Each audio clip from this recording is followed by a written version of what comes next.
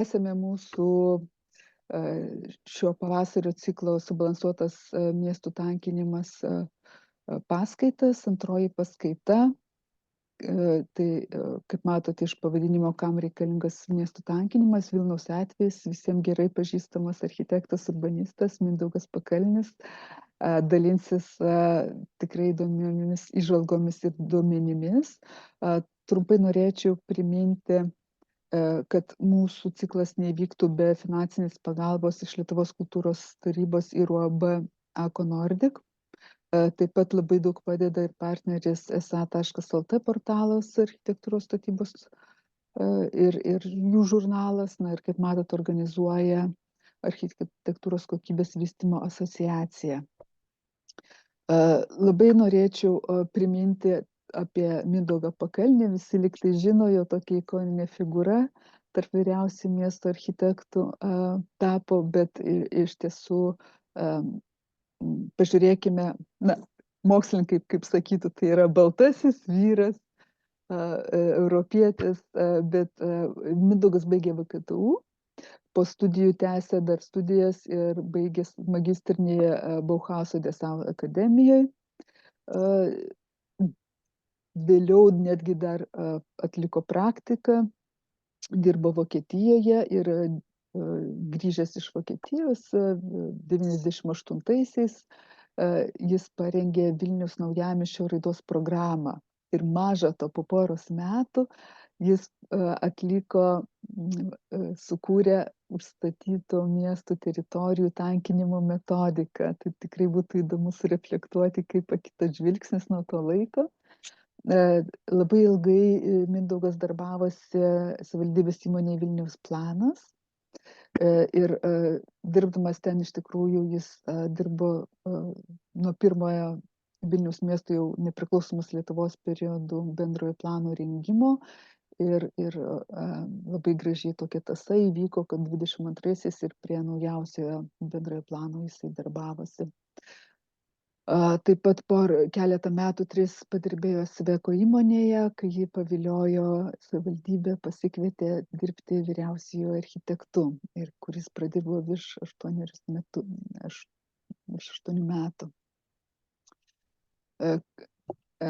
Taip pat daug kas diskutuoja, bet mano akimis yra labai geras dalykas nudirbtas veikiant jam kaip vyriausiam architektui. Tai būtent buvo parengtas 10 kokybiškos architektūros taisyklių Vilniaus miestui. Aš manau, galėtų tuo pasinaudoti ir kiti miestai. Taip pat Mindaugas užsiima ir švietėjišką veiklą, skaito paskaitas, pranešimus, dėsto VGTU. Iš tikrųjų yra toks labai platus dalyvaujantis visuomeninėje veikloje žmogus. Iš gerųjų jo darbų galim paminėti, kad būtent nuo jo prasidėjo garsioji Skytex teritorijos konversija. Dabar jau žinomas kaip Paupys, visų mylimas ir mėgstamas, tai čia būtent Mindaugo nuopelnas. Na ir taip pat prieš tai dar Tymo kvartalo ir ne vienos teritorijos, tos didesnės buvusios pramoninės konversijos prasidėjo nuo jo įdirbio. Tai gal tuo aš ir baigiu ir kviesiu tada Mindaugą pasidalinti ir užimti pranešėjo poziciją. Taip. Sveiki visi, po tokio gražaus pristatymo bus dar sunkiau kalbėti, kadangi nors atrodo, kad kalbėti tenka daug, bet kiekviena kalba yra toks, kaip ir tam tikras iššūkis ir kiekvieną kartą vis tiek jaudinėsi. Jo labiau, kad yra šita tema, kuri, sakykime, visuomeniai pakankamai toksiška, susieta su skandalais ir profesionalų bendruomeniai mums kaip ir aišku, apie ką mes kalbam, bet mano kalba bus tokia, iš tikrųjų, nuo pačių pradžių, kaip su ta tema susidurta, kaip jinai vystėsi, ir kokius rezultatus dabar turim. Ir bandysiu remtis, tokiais duomenimis, kuriuos dabar kaip tik gavom iš duomenų agentūros, tai yra pavyko gauti visos Lietuvos gyventojų surašymo duomenys elektroninio 21 metų, tiksliai dislokuotus, tai dabar žiūrim, kokią formą būtų galima tai pateikti visiems planuotojams, kad realiai tuos dalykus, kuriuos aš rodysiu ir kas bus susijęs su duomenim, tai sieksim, kad iki šitų metų gegužės mėnesio arba metų pabaigos galėtų gauti savivaldybės ir galėtų gauti tie žmonės, kurie užsiema teritorijų planavimu. Na ir tada tai bus labiau skaičiais motyvuotas dalykas ir mažiau jausmais ar kalbom motyvuotas dalykas. Jeigu kalbėsim apie esamą gyventojų gyvenimo vietą, jų socialinę padėtį, netgi jų pajamų šaltinius, ar jie yra paramos gavėjai, ar patys užsidirba pinigus, tautybę, amžiaus grupę. Tai va šitie dalykai mums tikrai padės planuoti miestus. Na, o aš pabandysiu vis pakalbėti apie tą tankinimo temą, nebandydamas kol kas padaryti didelių apibendrinimų. Tai daugiau yra toks pasidalinimas mintimis ir pasidalydamas patirtimis. Gal kažkada tai pavirs ir į kažkokį didesnį dalyką, kai pavyks suformuluoti reiškia, ir platesnės išvadas, nes dabar matosi, kad tų duomenų bus tikrai daugiau ir bus galima ne tik tai žiūrėti sausai skaičius, kiek ten kvadratinių metrų kur prisidėjo, bet pasižiūrėti ir į gyventojų socialinius pokyčius, kur kokie žmonės apsigyveno, iš kur jie judėjo ir pabandyti atrasti, kodėl įvyko vieni ar kiti pokyčiai. Taip, važiuoju pirmin. Tai kodėl tankiau geriau negu išsibarsčius, ar ne? Na, šitą klausimą vis dar užduoda ir realiai tai yra kelios labai paprastos priežastys. Tai viena priežastis, nes apsiginti nuo priešų buvo patogiau, tiesiog žmonės būrėsi į miestus, nes galėjo gintis nuo tų, kas bandė juos užpult. Miestuose pradėjo vystytis prekyba, atsirado socialiniai santykiai ir ekonominiai santykiai tarp žmonių, atsirado gamyba, darbo pasidalinimas. Na ir miestai buvo ta vieta, kur atsirado bendra infrastruktūra. Tai yra bendrai apsirūpinti infrastruktūra buvo patogiau. Todėl tie žmonės pradėjo telktis į tas, reiškia, bendruomenės, gyventi greta vienas kito ir naudotis tuo buvimu, specializuojantis ir tobulinant visuomenę. Nėra tai kažkokios tai tiesos, greičiausiai 6 klasės istorijos vadovėlyje šitie dalykai yra parašyti, bet kai eina kalba apie miesto plėtrą, tai tada tas žodis tankiau dažnai atrodo, kad tai bus būtinai blogiau.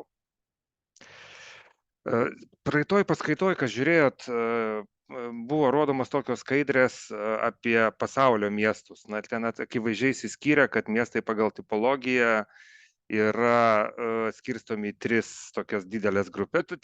Yra 3 miestų grupės. Ir dabar kiekvienoje toje miestų grupėje buvo paskaičiuota, kiek žmonės sunaudoja energijos judėdami, ar ne? Ir pasimatė, kad amerikietiškose miestuose važiuoja automobilių daugiausia, vidutiniškai važiuoja Europoje ir labai mažai važiuoja Azijoje. Ir tai susiję, aišku, visa tarša ir gyvenimo kokybė taip pat. Na ir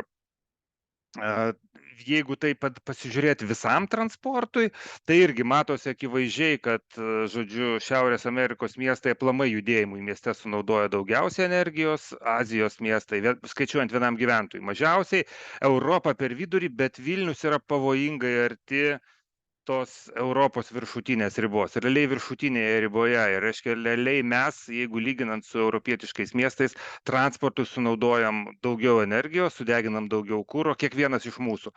Tai reiškia, ir mūsų gyvenama aplinka kenčia, mūsų sveikata kenčia ir panašiai. Tai čia tokia, didžioji teorija, apie tai praktiškai kalba visi tie, kurie kalba apie tai, kodėl tankiau yra geriau negu rečiau. Dabar mes dar turim tokį kalbinę, man atrodo, problemą, ar ne? Plėtra ar vystymas, plėtojimas, nes plėtra tai ekspansija. Jeigu mes pasižiūrime Lietuvos nekilnojamo turto plėtros asociacija, Real Estate Development Association. Tai jeigu mes lietuviškai kalbam apie ekspansiją, tai anglakalbiai kalba apie developmentą, tai apie vystymą. Jeigu mes pažiūrėsim Vilniaus savivaldybės puslapį, yra miesto plėtra ir urban development. Mano supratimu šitie žodžiai turi skirtingą skambesį, skirtingą prasme ir tada iš to išeina, kad ir visuomenės supratimas apie tai, kad mes miesto plėtra užsiemam, ekspansija, mes Lietuvos neplėtra užsiemam, Lietuvos vystymu. Tai čia, man atrodo, dar yra tokia lingvistinė problema, kalbant apie sąvokas. Ir, na, visuomenė ta diskusija senai aidi, ar ne? Ir dabar, netgi Facebookuose, reiškia, tankinimas, tai kas tai yra optimaliausias plėtros būdas ar perteklinių namų kaišiojimas. Na ir pasaulyje yra tokie du garsūs judėjimai. Tai vienas vadinamas NIMBY judėjimas, tai vadinasi Not in my backyard, ir bananų judėjimas, tai kur bananas reiškia build absolutely nothing, anywhere, near anything arba anyone. Tai žodžiu, darykit, ką norit, statykit, kur norit, bet tik nelyskit į mano gyvenamą aplinką. Na ir tai jau netgi yra pavirtę ir tam tikrais memais internete. Na ir Lietuvoje, ta prasme, būna vis karts nuo karto tokių pasisakymų, kaip kolegos Algirdo, kad Vilnių nuo bankrotų išgelbės gyvenamųjų teritorijų tankinimas. 13 metai.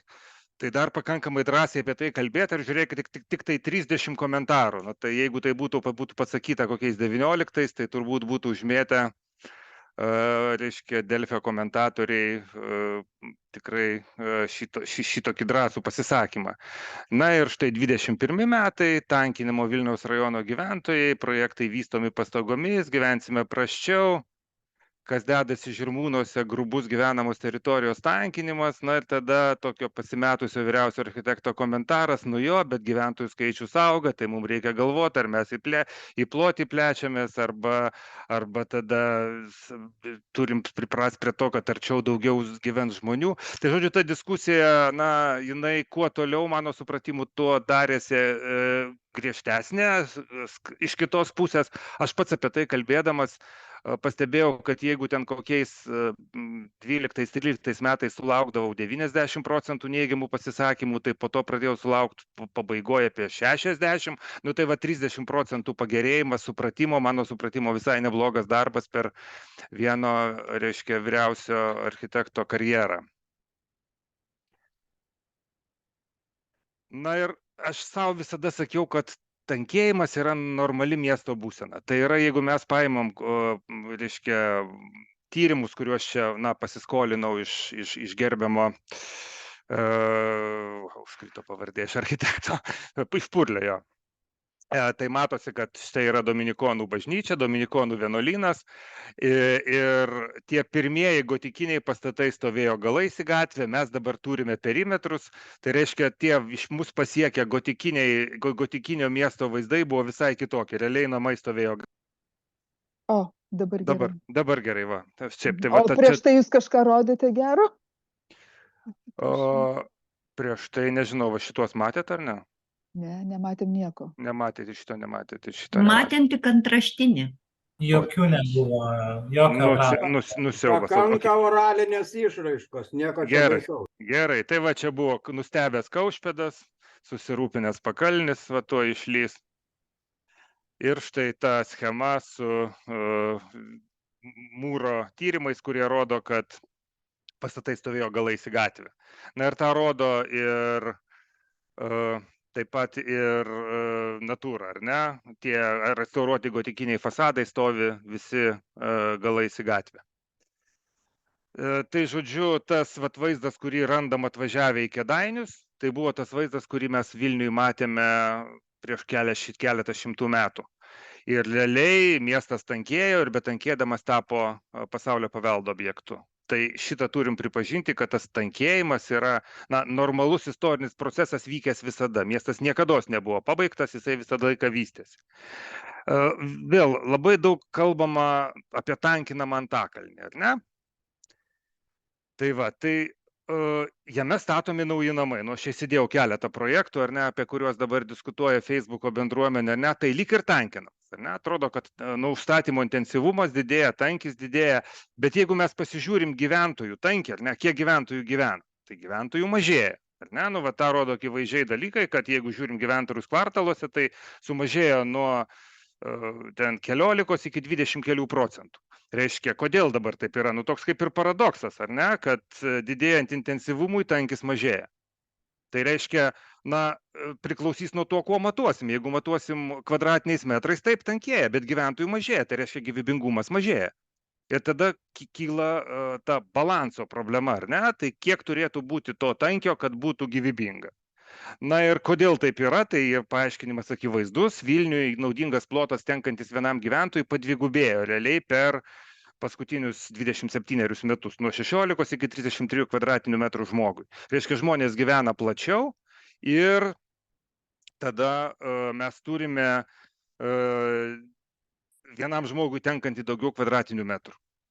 Antakalnis dar turi potencialą tankėti, jeigu pasistatyti daugiau kvadratinių metrų, nes, nu, va čia, kai žiūrim bendro plano sprendinius, ar ne, tai dar bendras planas numato, kad yra tam tikros galimybės didinti tą užstatymo intensyvumą. Kuo žaliau, tuo labiau, ar ne? Tai reiškia, būtų galima bandyti kažkaip balansuojant tą gyventojų skaičių išlaikyti. Tai va, tai dabar ką tai reiškia tas tankinimas? Ar tai gyventojų tankio didinimas, ar užstatymo intensyvumo didinimas? Na ir šitoj vietoj reiktų suprasti, kad jeigu mes kalbam apie, reiškia, gyventojų skaičiaus didinimą, nu tai mes pergrūdam tada, ar ne? Tai žmonės tada būna tas overcrowding situacijoje, kai daug žmonių gyvena mažam plote ir stumdosi vienas su kitu, ar ne? Jeigu kalbam apie tą tankumą, tai tie pat žmogaus skaičius gyvena didesniam kvadratinių metrų skaičiui ir turi kokybiškesnės gyvenimo sąlygas. Ir vat kai šitą dalyką supranti, tai tada gali suprast, kaip pasidaro, kad gyvenimo kokybė gali augti, didėjant kvadratinių metrų skaičių ir mažėjant žmonių skaičių. Miestai jau 20 amžiaus pradžioj buvo pasiekę tam tikrą ribą, Berlynas 20 amžiaus pradžioj super tankus, na ir tada kilo miestų sodų judėjimas, kad mes bandykim išlaisvinti čia žmogų iš tą taršos, triukšmo ir blogo gyvenimo, pradėjo kurti tuos satelitinių miestų idėjas, buvo Bauhauso akademijoje dėstytojas Hibersheimeris, jisai padarė tokią netgi studiją Berlyno vertimo aukštybinių miestų Hochhausstadt, ta prasme, išgriauti tą visą super tankų Berlyną ir pastatyti, nu, didesniam gyventojų skaičiui erdvų aukštybinį miestą. Ir va šitas vaizdelis mums labai primena Le Corbusier Levy Reduce, ne, toks, nu, vis tiek panašus dalykas. Tai va tada tankumo problema buvo, nu, bandoma spręsti va tokiu būdu. Na ir realiai tomis pačiomis modernizmo principais vadovavosi Vilniaus miesto bendruosius planus rengdami sovietmečiu, tai yra matė miesto plėtrą į išorę, negriovė didžiąją dalimi tos buvusios urbanistinės struktūros ir pagrindinis tas miesto vystymosi kryptis buvo išorė. Kur buvo numatyta kažkoks tai pertvarkymas, tai buvo dažniausiai numatomas toks, na, visiškas struktūros pakeitimas. Na čia, pavyzdžiui, vietoj Šnipiškių, ar ne, Žalgirio gyvenamasis rajonas, kur matosi tos pagrindinės dabar realizuotos magistralės, visiškai tos pačios formos Ukmergės Žalgirio gatvės sankryža, bet visiškai laisvo planavimo, na, rajonas atsiradęs vietoj dabartinių Šnipiškių. Modernistinėme laikotarpyje taip pat atsirado pastatų ir urbanistiniai struktūrai, bet man atrodo, kad didžioji problema su jais buvo ta, kad masteliu jie išlipo iš tos urbanistinės struktūros mastelio, ar ne? Ir paimsim, pavyzdžiui, Švento Ignoto gatvėj, stovėjo anksčiau 4 gotikiniai maži namukai, lyg ir buvo pabandyta formą tą parodyti, bet pastatytas daiktas, jisai išsimuša iš mastelio vien jau to, kad suardyta smulki pozicinė struktūra. Ir tu eidamas, reiškia, bent 15 minučių eini palei vieną fasadą. Ir, nu, ir tas pats ir Pilies gatvėj, ir toks pat dalykas, sakysim, Algirdo gatvėj, kai net, na, nebuvo išlaikyti tai urbanistinės struktūros formavimo principai, užstatymo linija, pastatas kažkodėl įmuštas gilyn, arba vat, kaip čia šita ekonomikos ministerija prie Lukiškių aikštės, tai iš viso ignoruota esama urbanistinė struktūra, Montvilos kvartalas ir tiesiog, na, padėtas pastatas visiškai neaiškiais principais ir neaišku pagal kokią urbanistinę logiką. Tai va tokie tankinimai, jie iš tikro griovė tą, na, ir urbanistinės struktūros mastelį ir tą pačią struktūrą. Buvo gerų pavyzdžių, kai ir modernus daiktai atsirado struktūroje ir dideli daiktai, bet tas mastelio pojūtis nedingo ir man, na, bene didžiausią įspūdį ankstyvaisiais studijų metais padaręs, tai čia ir, nu, vat, mano dėstytojų projektuotas Mykoliuko kavinė Švento Mykolo gatvėje prie toks gražus dabar vertinant, kiek naivus postmodernizmas, kuris bandė atrasti mastelį, ritmiką ir prisiderinti prie esamos urbanistinės struktūros. 98 metų bendras planas drąsiai kalbėjo apie tankinimą. Sutankinti teritorijų tankinimo priemonės galima naudoti parengus planus, pirmenybė teikiama sutankinimui, daugiausiai tankinsim Naujamiestį, Šnipiškes, Žirmūnus, Lazdynus. Vat labai aiškius deklaracijos, pasakykim šitą dabar, kas išdrįstų tą pasakyti. 98 metais tie žmonės, kurie rengė bendrą planą, tą pasakė, po to realiai veiksmai gal prasidėjo ne visur, bet kur jie prasidėjo, tai prasidėjo Naujamiestį. Apie tai, ką minėjo Aida, tai yra Naujamiesčio raidos programa 98-2000 metai. Tai tada man teko kartu su Rasa Druskiene,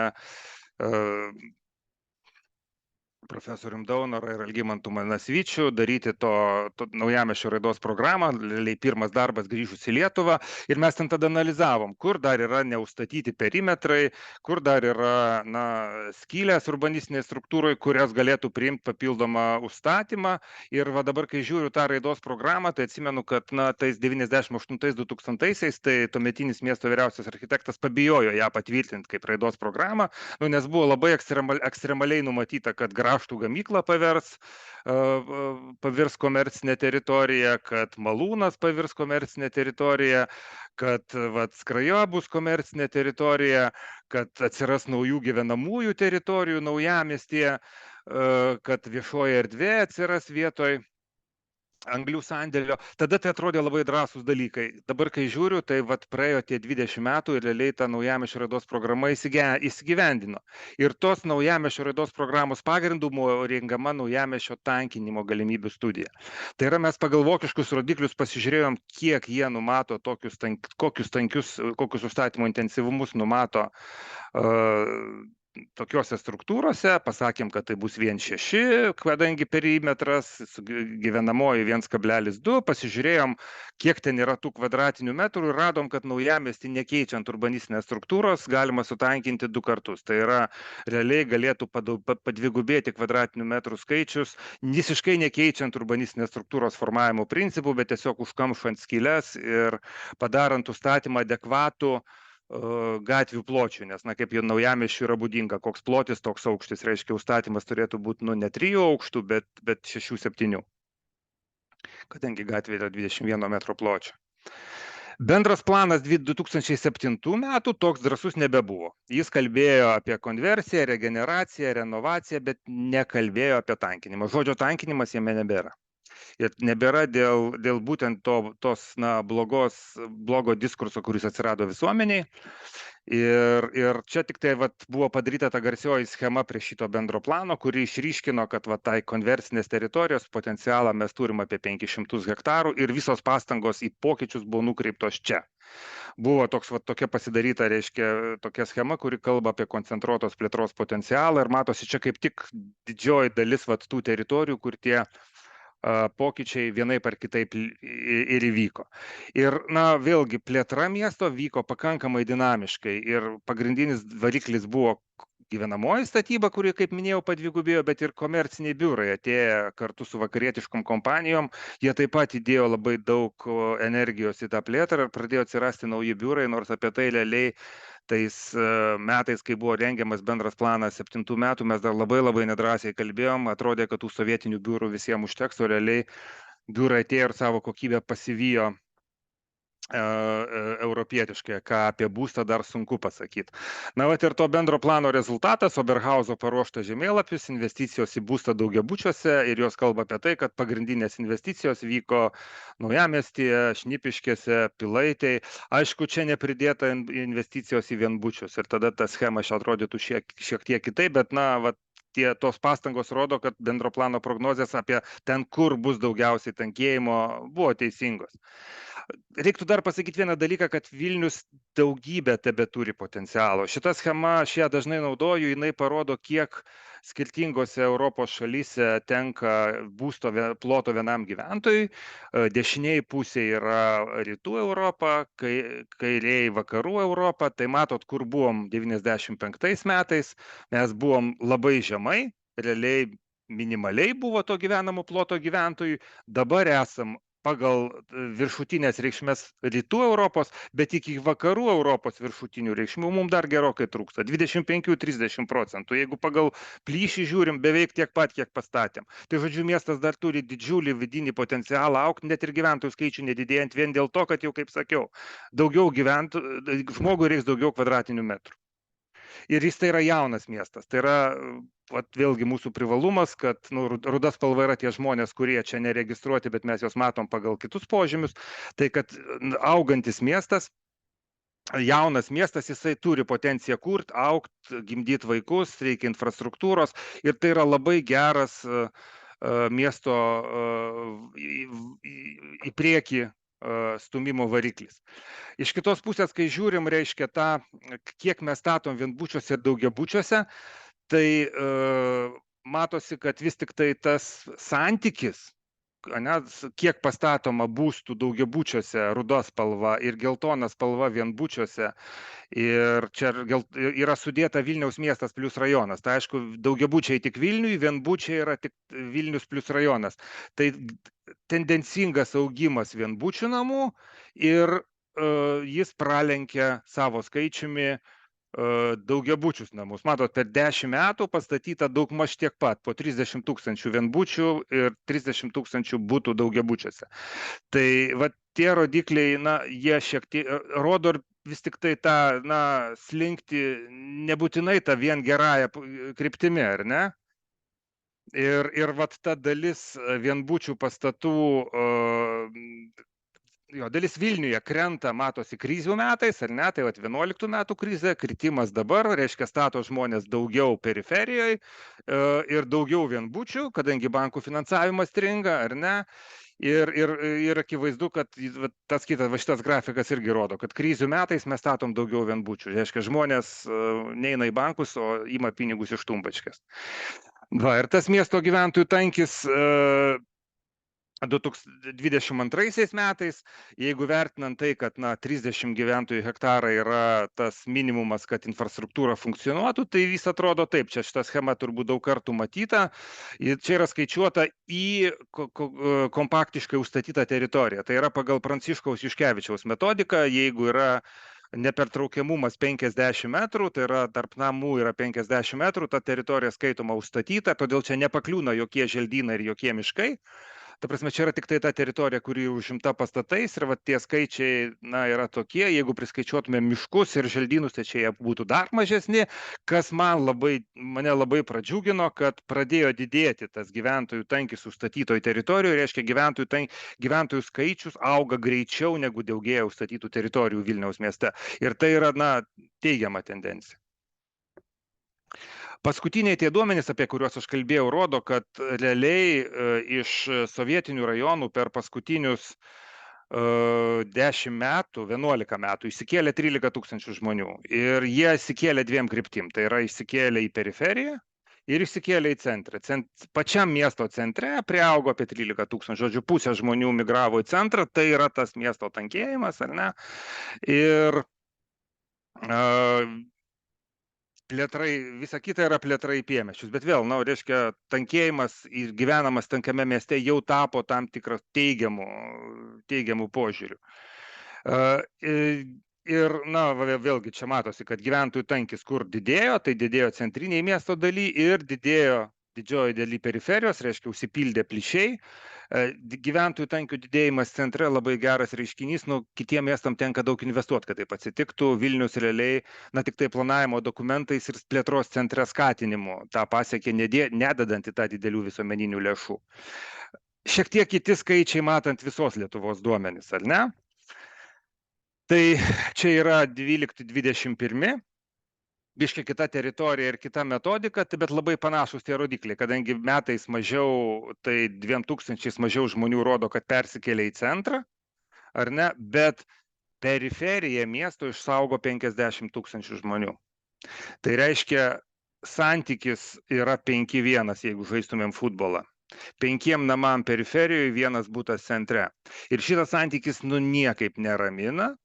ta prasme įrodo, kad dar vis tik vyksta didelė plėtra į periferiją ir tie, kaštai, kurie bus susiję tiem žmonėm gyvenimo su gyvenimu periferijoje ir vežiojimu vaikų ir socialinės infrastruktūros užtikrinimu, jie vis dar toliau augs. Ir tai yra daug kas susiję su ir plėtros nesusikoordinavimu, ar ne? Nes savivaldybės tarpusavy mažai derinasi šitų dalykų ir bandysim dar šitos duomenys visais įvairiais būdais pjausti, dar kurią savivaldybę ir panašiai.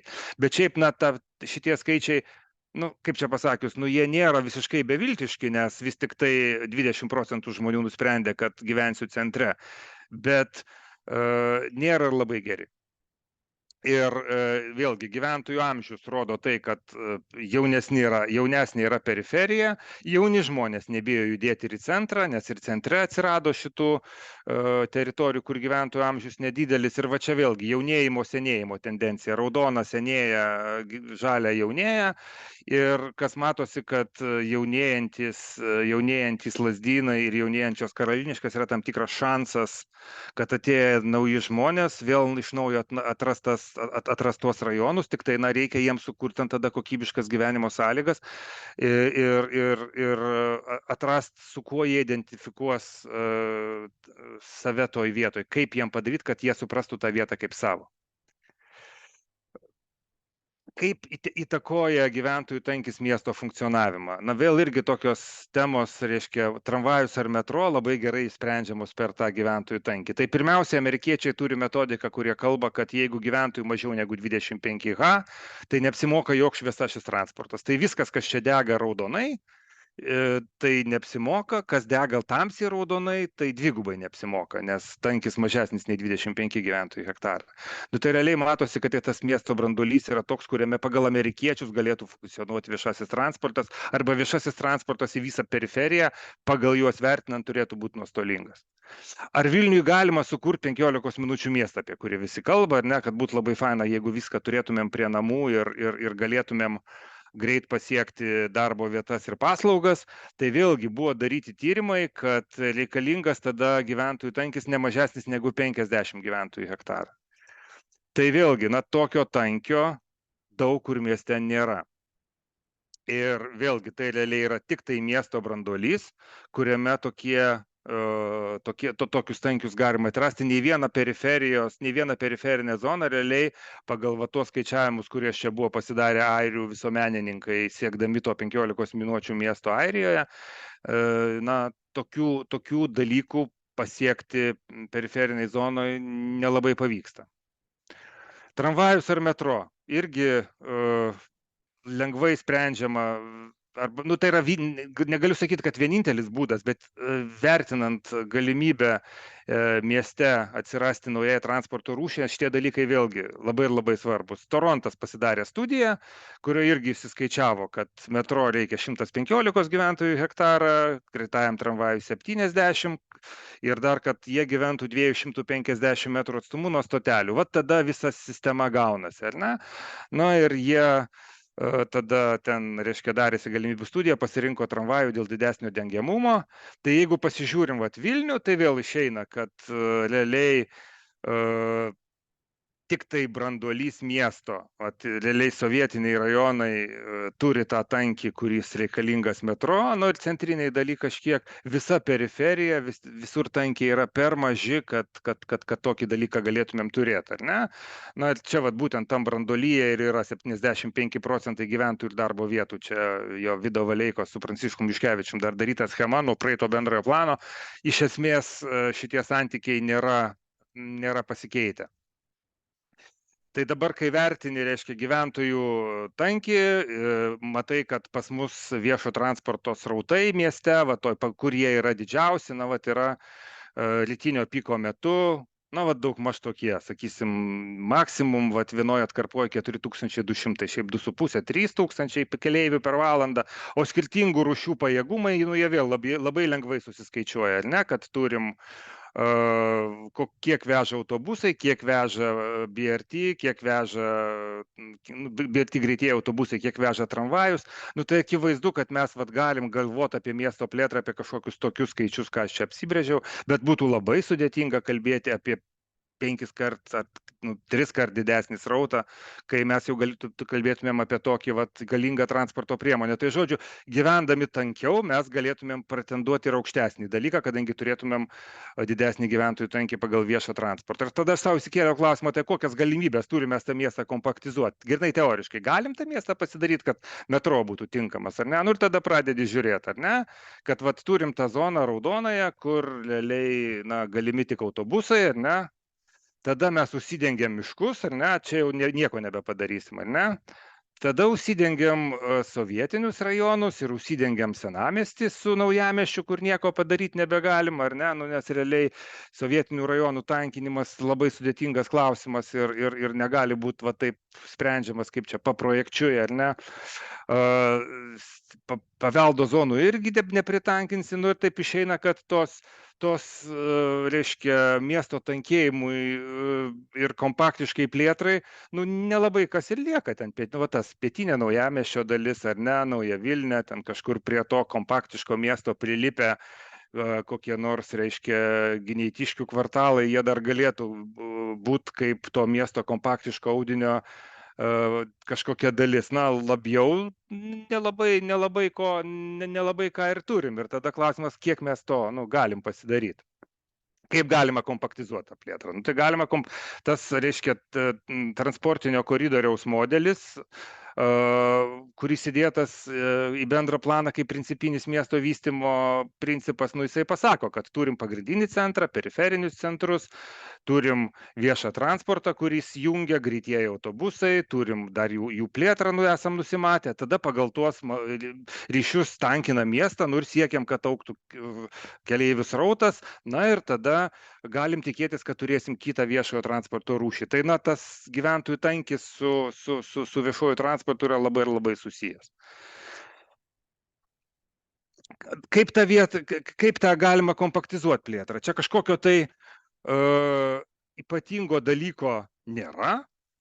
Yra keli metodai, kurie kalba apie tai, kaip padaryti miestą kompaktiškesnį, daugiafunkcinis žemės naudojimas, ar ne, tai kad nebūtų monofunkcinių rajonų, kurie iškelia didelės judėjimo poreikį, kad atsirastų darbo vietos ten, kur yra gyvenama ir būstas ten, kur yra daug darbo vietų, tai, na, tokio funkcinio mikso kūrimas pačiame mieste.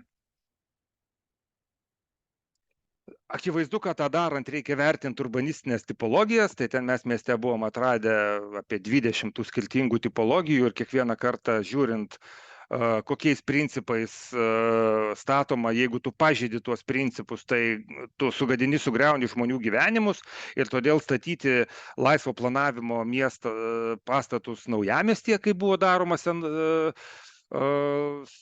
to sovietinių laikotarpių, na, tai yra griovimas paties naujamiesčio gyvenimo būdo, jo urbanistinės struktūros ir ten susikloščiusių gyvenimo principų. Tokių dalykų daryti nereikėtų. Tai ta urbanistinės tipologijos apsauga yra, na, labai svarbus dalykas.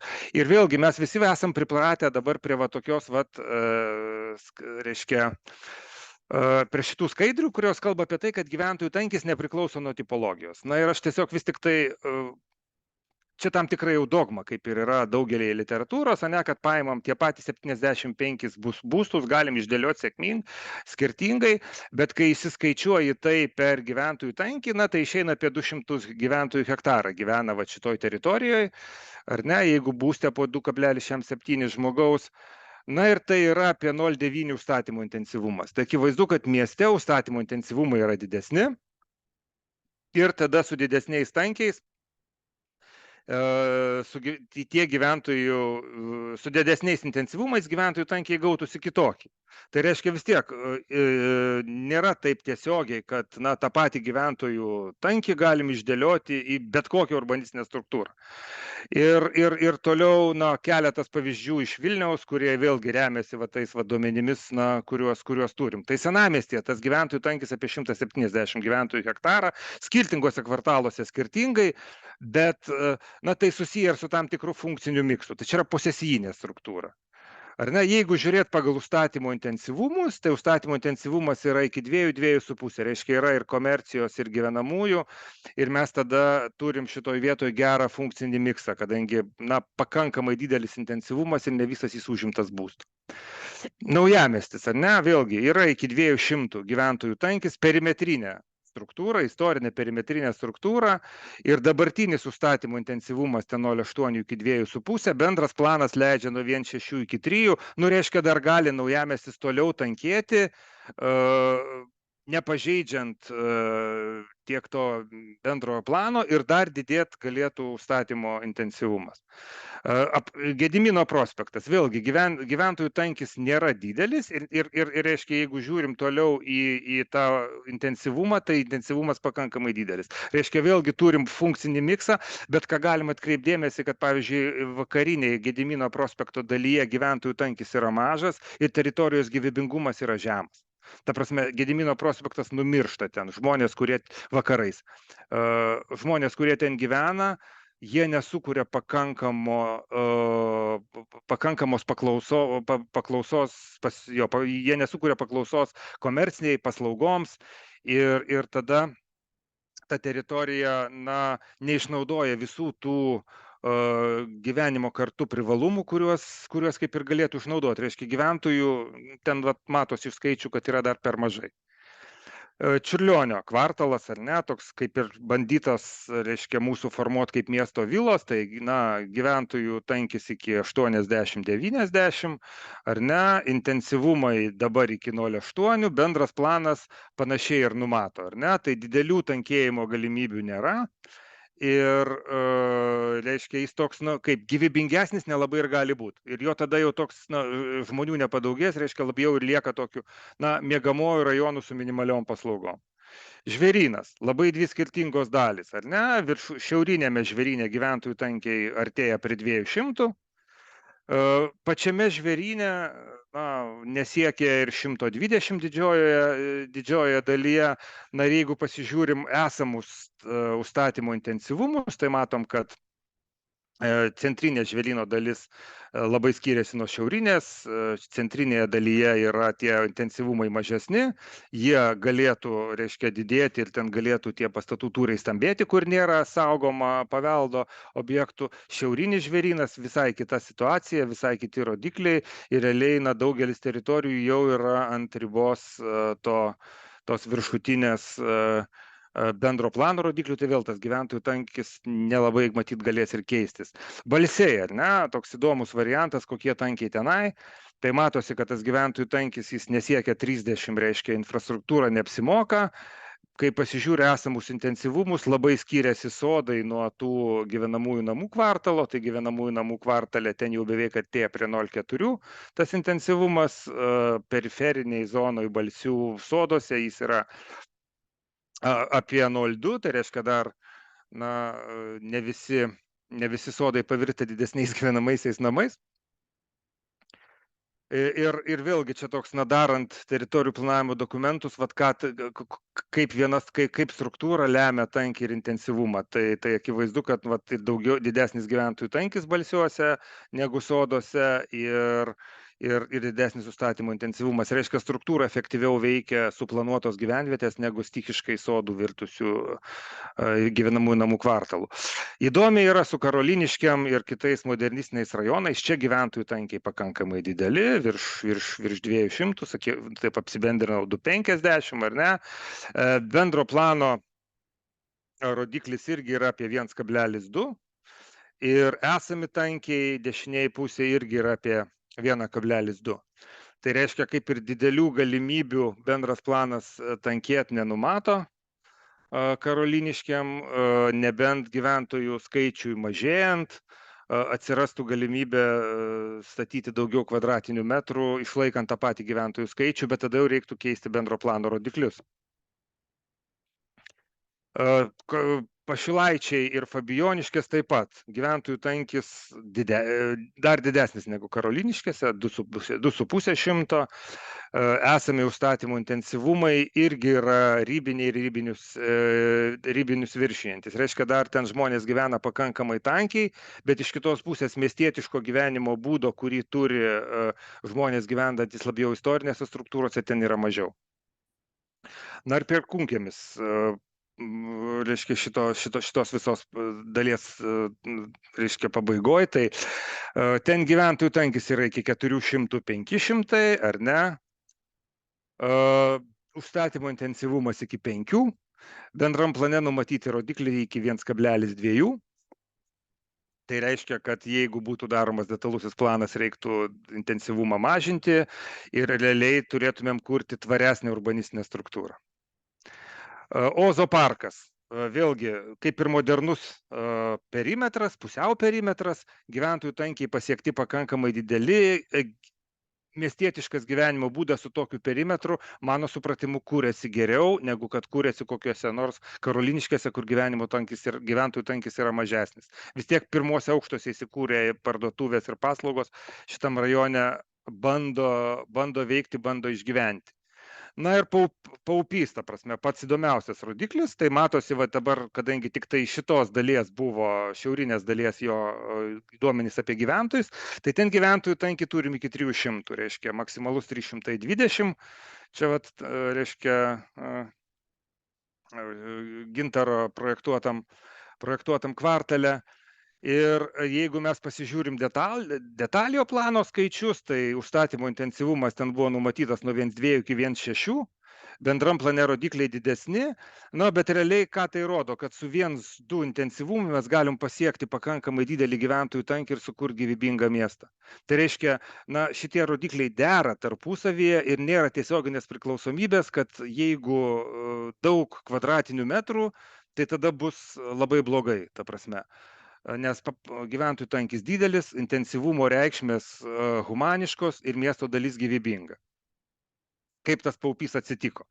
Tai jo pagrindinė idėja buvo pasimta iš užupio erdvių struktūros, kad yra viešos erdvės tarsi pulsuojančios ir netoli nutolusios viena nuo kitos. Ta patį bandėm padaryti ir Aukštaičių gatvės tasoj ir tęsti toliau link Manufaktūrų gatvėje. Tai Manufaktūrų gatvėje po to pavirto tai kitą sprendinį, bet čia taip ir realizavosi.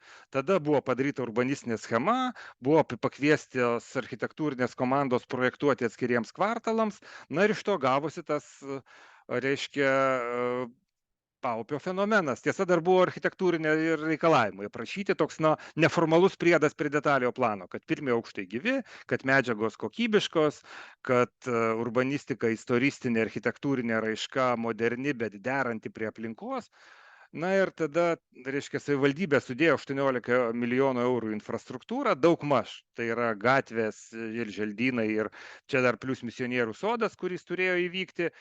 Pirmas etapas architektūros parko, tai 700 būtų, investicija 150 milijonų, antras etapas dar 150, trečias etapas dar 200, žodžiu, pakankamai nedidelės investicijos savivaldybės ir sukoordinuota plėtra padarė didelį ekonominį efektą ir pavyko sukurti gyvybingą miesto dalį. Tai tokios sėkmės pavyzdžių, nelabai daug ir yra.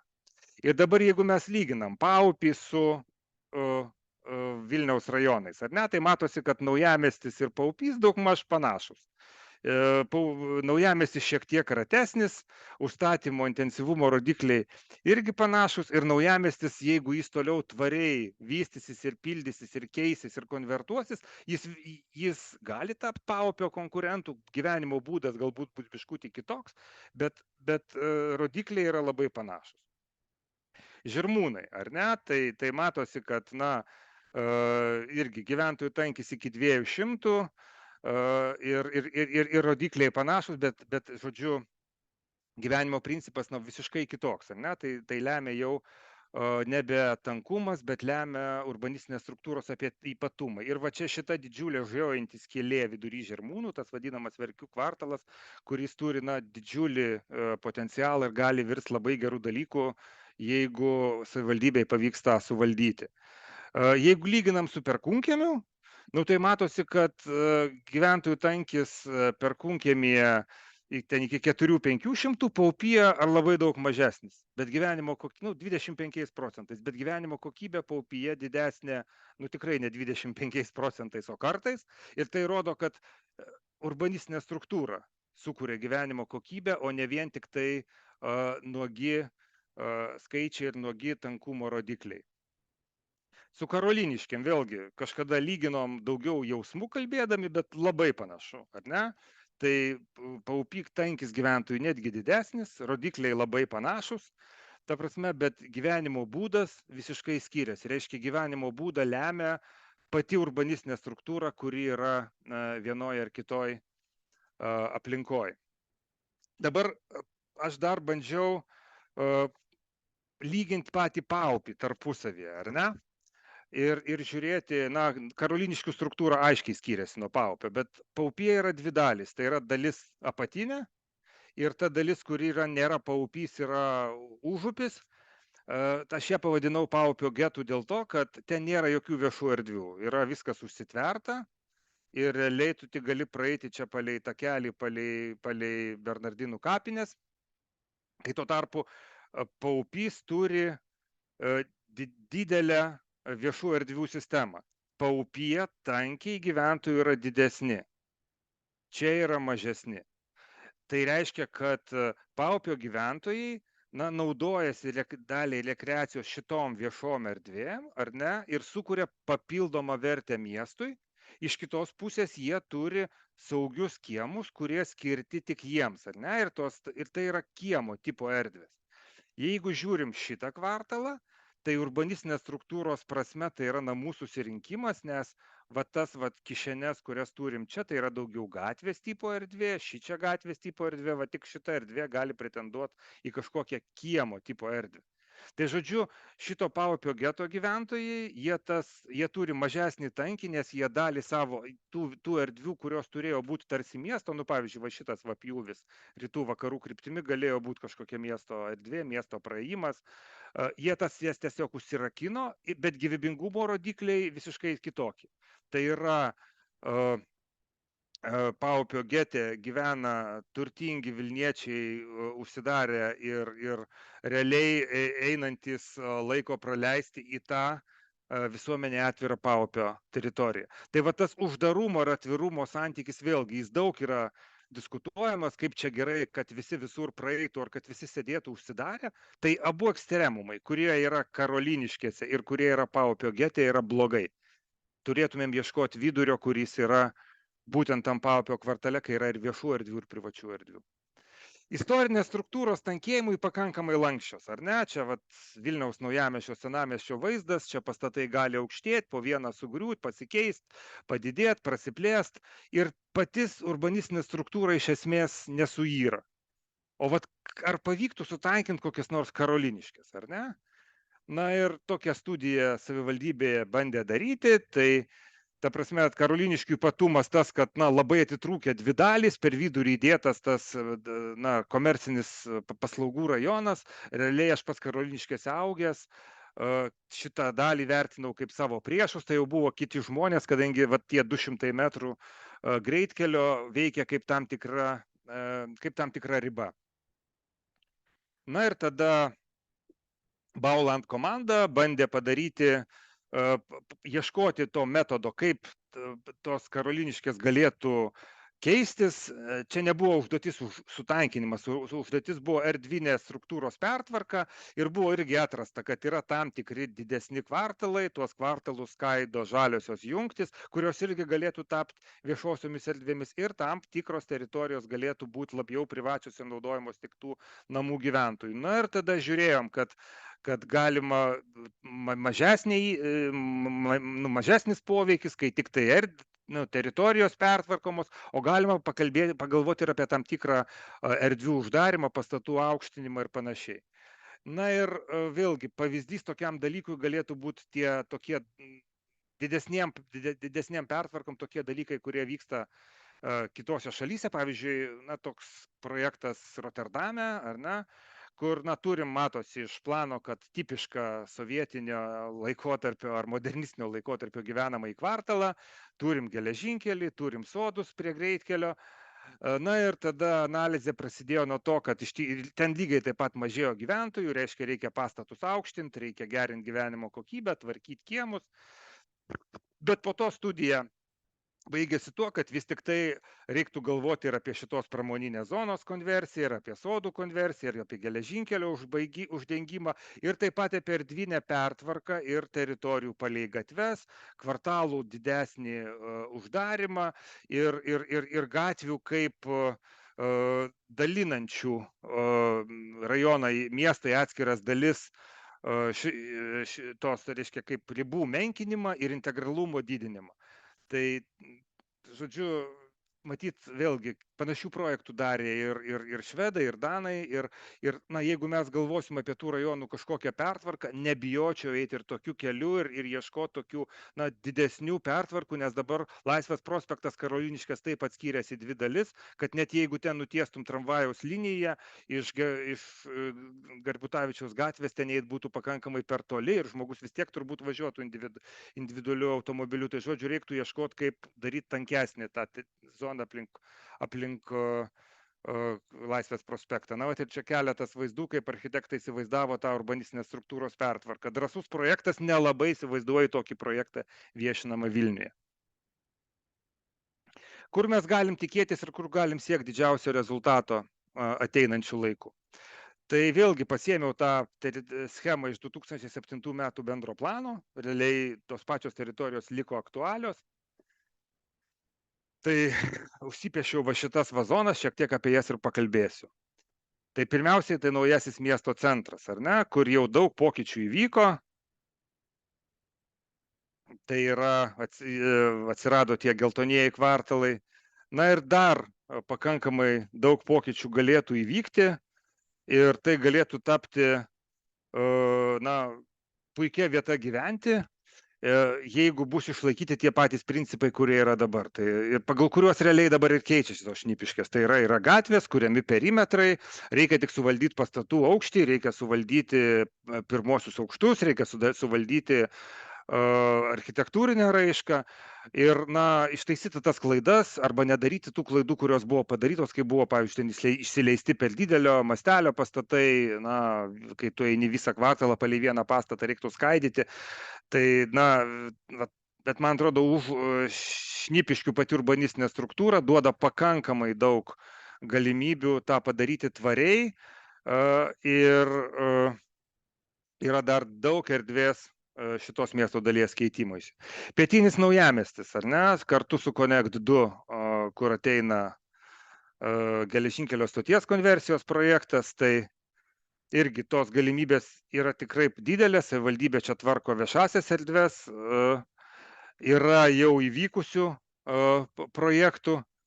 Na ir tie projektai, kuriuos aš dar žinojau iš savo darbo prieš metus savivaldybei, jie rodo jau pakankamą dalį to pokyčio, kuris ten dar galėtų įvykti. Ir aišku, pati didžiausia pokyčio dalis tai būtų ta Connect 2 teritorija, kur vėlgi galima suformuoti visiškai normalią mišrią miesto dalį su gatvių struktūra artima Naujamiesčiui, su viešųjų erdvių struktūra, su traukinių stotim, su ryšiu su naujininkais.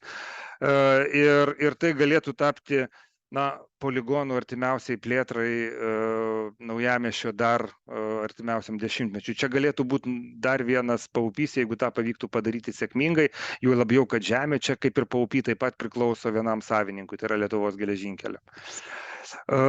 Kita teritorija, kuri tą didelį turi šansą sutankėti ir geras galimybės, tai man atrodo yra Verslo trikampis, kur, na, viskas prasidėjo realiai nuo to, kad atsirado keli kvartalai, pasinaudoja tuo, kad yra arti Gedimino prospekto, yra dar Algio Nasvyčio numatyta jungtis per Aludarių gatvę ir jeigu tą jungtį pratęsus Pakalnės gatve link upės ir jeigu dar tam kvartale sukūrus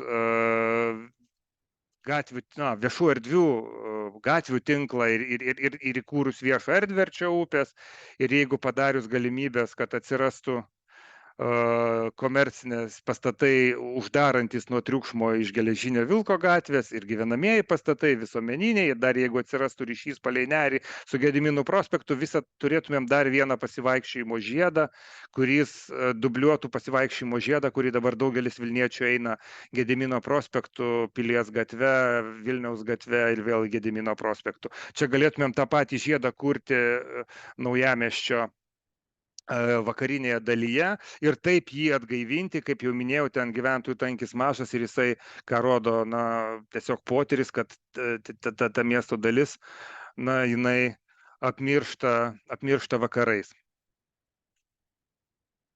Na ir čia įvykusio konkurso rezultatai.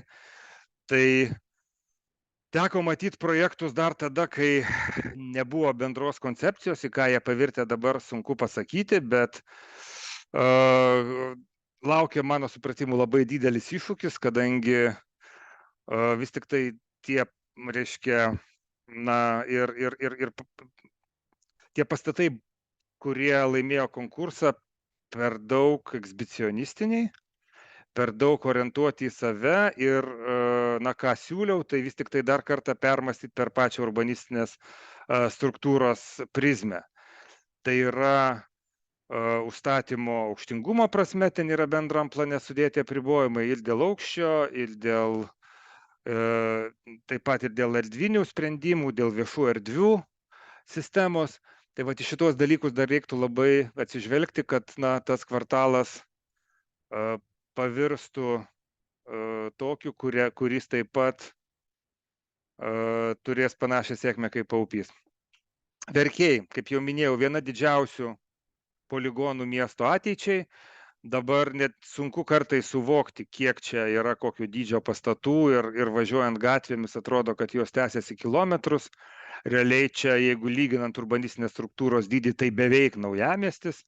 Tai pirmiausiai čia turim tas pagrindinės gatves, bus šiaurinė gatvė, dar yra kelios gatvės, kurios dalina šitą Verkių dalį, Verkių teritorijas kvartalais, bet tie kvartalai per dideli ir dar reikėtų juos skaidyti mažesniais kvartalais tam, kad suformuotume bent naujamiesčio artimą gatvės struktūrą. Tai dabar, jeigu tai vyks po vieną sklypą, tai pavirs krūva akligatvių. Ir realiai galim turėti labai prastą daiktą. Jeigu tai bus vykdoma per gatvių tinklo ir susisiekimo sistemos kūrimą, tai gali būti labai sėkmingas projektas, kurį sukurs miestą.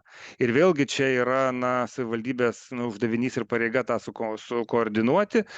Čia keli dalykai, kurie įvyko ir dar, reiškia, tie dalykai, kurie dar ateis artimiausių metų, kur projektiniai pasiūlymai buvo rengiami, viešinami. Tai labai svarbu, kad čia atsirastų ne tik tai namai, bet ir gatvių ir viešų erdvių struktūra. Žemieji paneriai. Tai vėlgi turim linijinę ašį, kuri yra Savanorių prospektas, kur buvo numatyta plėtra pirmajam dar iki kariniam bendram plane Vilniaus rengtam, jau Vilniui atitekus Lietuvai, kad čia vystysis miestas. Ten yra skersinės gatvės, galim padaryti dar jungti per kvartalus, kuri būtų labiau pėstiesiems orientuota, galim išnaudoti geležinkelius kaip žaliąją jungtį, galim išnaudoti galimybę turėti pėsčiųjų tiltą į kitą pusę, kur kada nors šiltnamiai pavirs gyvenamų kvartalų, galim dar vieną tiltą pasistatyti, kad iš to kvartalo būtų galima nueiti į Bukčių mišką ir galim turėti labai gerą teritoriją ir visiems sakau, kas turit laisvus pinigus, tai galima pirkti garažą Žemuose Paneriuose, bus tikrai gera investicija. Na ir Akropolio projektas, kuris vyksta, tai čia pirmasis žingsnis, pirmoji kregždė to didesnio pokyčio, kuris čia vėlgi gali įvykti. Naujoji Vilnia, vėlgi didelis potencialas ir labai panašu, kaip yra ir su Verkiais, tik čia dar yra daugiau istorijos, galima būtų irgi tą vietos dvasią išnaudoti. Šiaurinė gatvė. Mano supratimu, vienas iš miesto tankėjimo galimybių, tik tai ją reiktų daryti ne kaip greitkelį, o kaip integruotų funkcijų gatvę. Na, va, ir čia Vilniaus plano Nerijaus rengta schema, kuri bandė padaryti ne tik tai gatvę, bet ir sukurti linijinį centrą prie tos miesto dalies, linijinį centrą, kuris integruotų visus sovietinius rajonus aplinkui ir būtų tarsi jiems taip pat skirtos paslaugos ir skirta viešo transporto linija. Na ir norėtųsi, kad visą tai atrodytų kažkaip taip. Daug ir žalumos, daug ir intensyvumo, daug ir žmonių, daug ir viešo transporto. Tai čia yra, na, Helsinkio bulvarų pavyzdžiai, tai galėtų būti kažkoks panašus bulvaras, ar ne? Ir vėlgi, na, Vilniaus plano ruoštos schemos kuriam buvo nagrinėta, kiek čia ryšių, kiek čia žalių teritorijų. Na ir būtų labai smagu, kad tas projektas ir nueitų ne tik gatvės pastatymo kelių, kad tada ta gatvė gali tapti riba tarp skirtingų rajonų, bet kad nueitų integracijos kelių ir suduotų tas papildomas galimybės miesto tankėjimui šitoj vietoj. Perkūnkiemis. Ar gali dar tankėti perkūnkiemis? Na ir ta prasme, kai pasižiūri, tai savivaldybė ten teritorijos turi labai mažai, visos mėlynosios yra privačios, oranžinės yra savivaldybės, šitam didžiajam sklype tik dalis savivaldybės. Na ir tam, kad gaivint tą rajoną ir kad suteikti jam nors kokią gyvenimo kokybę, kuri dėja detaliajam plane nebuvo numatyta, tai buvo padaryta tokia programa, kur vėlgi Vilniaus planas ir savivaldybė padarė kartu dalyvaujant gyventojams. Na ir įsivardinta, kad vėlgi čia reikia kurti viešų erdvių sistemą. Tai yra tankis gyvybės nesukurs, reikia ir viešų erdvių. Ir na, bandant visą tai apibendrinti, ką čia dabar kalbėjau, tai kokia ta tankinimo nauda? Tai, vėlgi bandžiau susirašyti, kad tai, pirmiausiai, tai efektyviai naudojama infrastruktūra, bet tai yra ne tik. Tai yra gyvos šviesos erdvės, tai yra tai, kad atsiranda pakankamas vartotojų kiekis paslaugoms, kad efektyviai veikia viešasis transportas, kad mes pratęsiam tą istoriją, kuri toj vietoje buvo, jeigu išnaudojam tos istorijos ženklus, ir tada tų žmonių gyvenimo kartu, buvimo kartu kuriama bendra vertė visiems. Tai tokie dalykai, matyt, būtų svarbiausia, jeigu kalbėtumėm. Bet yra ir grėsmės. Ir tos grėsmės gali būti tokios, kad mes sunaikinsim arba nesukursim savitumą ir gali to paties gyvybingumo neišeiti. Ir čia matyti yra du dalykai. Ir tas pernelyg dideli skaičiai, ar ne? Nes šita teritorija, kurią dabar rodau, kaip jau matėte, ten beveik 2 kartus yra tankesnė negu kad kiti gyvenamieji rajonai. Ir nors gyventojų daug, bet netikusi erdvinė struktūra, jinai tos miesto dalies nepadaro tokios, kur žmonės išeitų pasivaikščioti gatvę. Ir realiai jie laiko praleisti, važiuoja į miestą ir minimaliai gal ten išveda pavedžioti šunį į būsimo užstatymo teritoriją, kuri dar dabar yra laisva. Tai visada darant, ne tik gyventojų tankis, bet ir erdvinės struktūros kokybė yra labai svarbu. Ir tada jeigu tankinam, tai kaip mes tankinam, ar ne? Tai šitą klausimą aš kėliausi savo dažnai ir ilgai. Ir čia dabar bus dalis to, ką buvo žmonės girdėję, tie, kurie buvo urbanistiniam forume, bet tikrai ne visi buvot, tai galbūt šitą istoriją papasakosiu šiek tiek kitaip, bet mes dabar turim neigiamos demografijos iššūkį, ar ne? Gyventojų mažėja. Vilniaus ir tas padidėjimas arba tas nedidelis atsigavimas, kur vyksta dabar, vis tik ilgesniai prognozijai, jisai Eurostatas rodo, kad čia nebus esminio pokyčio. Mes turim turėti didesnį backgroundą, pritraukti tiems gyventojams. Vis tiek Eurostatas rodo tą prognozuojamą mažėjimą gyventojų. Ir mes turėsim 50 metais bene didžiausią tą problemą. Mes turim priklausomybę nuo senų žmonių, populiacijos priklausomybę. Ir realiai 50 metais Lietuvoje bus taip blogai, kaip dabar blogai yra blogiausiose Graikijos provincijose, ar ne? Tai yra, tokią dalį turėsim senų žmonių. Reiškia, turim būti prisitaikę prie mažesnio žmonių judrumo, prie pritaikytos jiem infrastruktūros, prie to gyvenimo būdo, kurį gyvens senesni žmonės. Ir gyventojų skaičius toliau mažėja, ir mažės, ar ne? Ir reiškia, ar tai jau mirtinas tas mažėjimas? Realiai, kai susiprognozuoja, tai sumažės tiek, kiek jau sumažėjo. Tai įsivaizduokit tos mažuosius Lietuvos miestus, kurie, reiškia, ten prarado gyventojus ir dabar praras dar tiek pat. Ir kaip tada padaryti juos gyvus, ar ne? Ir tada kaip sukoncentruoti tą jų gyvybingumą, kad jie dar veiktų kaip miestai. Tai su tokiais iššūkiais susidurs savivaldybės, artimiausiais dešimtmečiais. Ir mūsų miestų gyvybingumui, mano galva, didžiulį neigiamą poveikį turėjo Antrasis pasaulinis karas, kuris realiai sugriovė mūsų miestų centrinės dalis. Čia kas buvo likę iš Vilkaviškio. Ir dabar Vilkaviškio centrinė dalis realiai nėra urbanistinė struktūra, yra pastatų susirinkimas, ar ne? Ir realiai ta urbanistinė struktūra atrodė kažkokia tokia. Tai yra buvo kvartalai, buvo užstatymas, buvo namai, buvo erdvės, kurios veikia kaip kanalai, kuriais vaikščiojo žmonės, ten kūrėsi parduotuvės, buvo galimybės miestui funkcionuoti. Dabar čia realiai yra viena parduotuvė ir visi žmonės į ją atvažiuoja su automobiliais, kurie yra turtingesni, gyvena priemiestiniuose namuose. Kaip šitą struktūrą paversti tankesnė miesto dalimi? Ir akivaizdu, kad Vilkaviškis buvo labiau miestas negu yra dabar. Tai yra tos pačios gatvės iki karo ir po karo. Ir matosi, kad esminiai miesto požymiai dingo, užstatymas. Biržai dar skaudesnė istorija mano galva, kai turėjom iš tų senųjų vaizdų labai fainą olandiško tipo, protestantišką realiai miestuką. Na ir dabar tai yra centrinė miesto dalis realiai yra tuščia. Tai yra, ten realiai trūksta kvartalų, kurie buvo sugriauti karų metais ir net statyti. Ir kaip pasisekė tiem miestam, kur kažkas išliko, ar ne? Kėdainiai, ta prasme. Iš karto miestas turintis savo savitumą, turintis centrinę dalį ir turintis ten jo miestietišką gyvenimo būdą. Buvau sužavėtas neseniai įvykusią savo apsilankymų Kėdainiuose. Realiai pasijaučiau kaip nuvažiavęs į protestantišką miestą kur nors Olandijoje. Tai va šitie išlikę fragmentai, tai didžiausias mūsų šansas kažką padaryti ir kai darom, mano supratimu, reikia bandyti kurti labiau miestietiškai, o ne statyti namus. Vien tik tai statyti namus.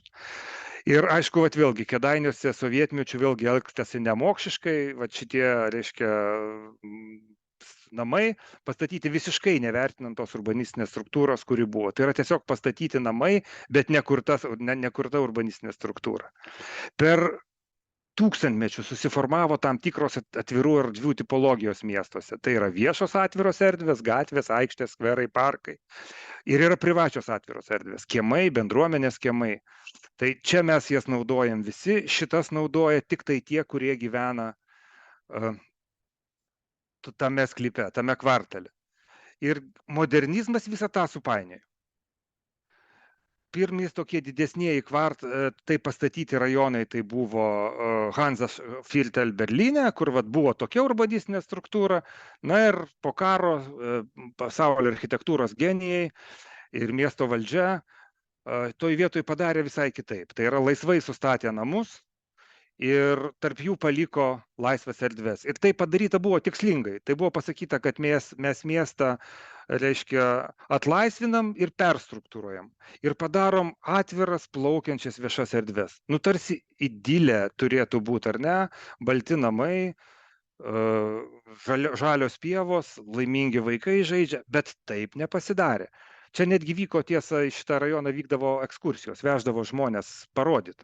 Realiai susiformavo tokia situacija, kad mes dabar čia negalim pasakyti, ar čia kiemas, ar čia skveras, ar čia aikštė. Ta prasme, nes ta erdvė, jinai neturi tos erdvinės tipologijos požymių ir tada žmonės nemoka tos erdvės naudoti. Nežino, ar čia galiu įsinešti savo šezlongą, ar čia tiek saugu, kad tą erdvę mes galim naudoti privačiai, ar to mano šezlongo kas nors tiesiog nepavogs. Ir kiti panašus dalykai susiję su tuo, kad realiai šitos miesto dalys neveikia kaip miestai.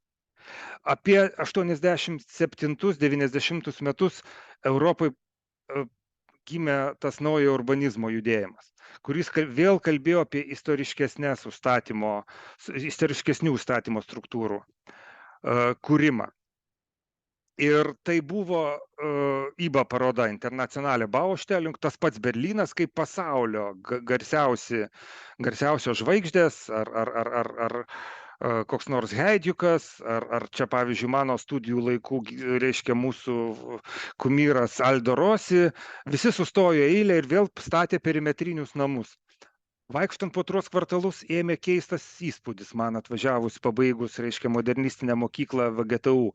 Kaip čia taip viskas senoviškai daroma? Kodėl jie daro kvartalus, kodėl nedaro tų ašių ir nestato pastatų kaip nors įstrižiau ir įdomiau, kodėl jie daro taip neįdomiai.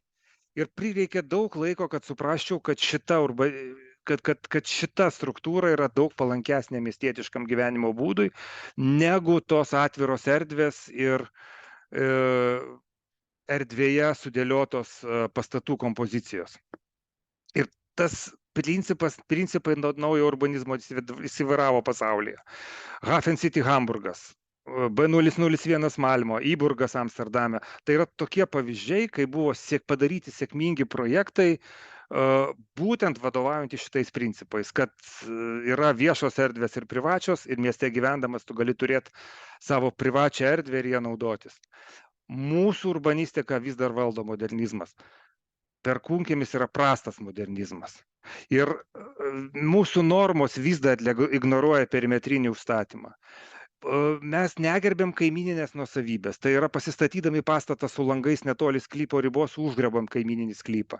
Pas mus vis dar yra insoliaciniai reikalavimai, kurie neleidžia suformuoti perimetro. Želdynų ir automobilių stovėjimo normos niekaip nepadeda formuoti tų miesto naujojo urbanizmo principais. Ir tada sunku tikėtis, kad tie pokyčiai gali būti greitesni, ta prasme. Tada mes turim ieškoti, kaip tas normas apeiti.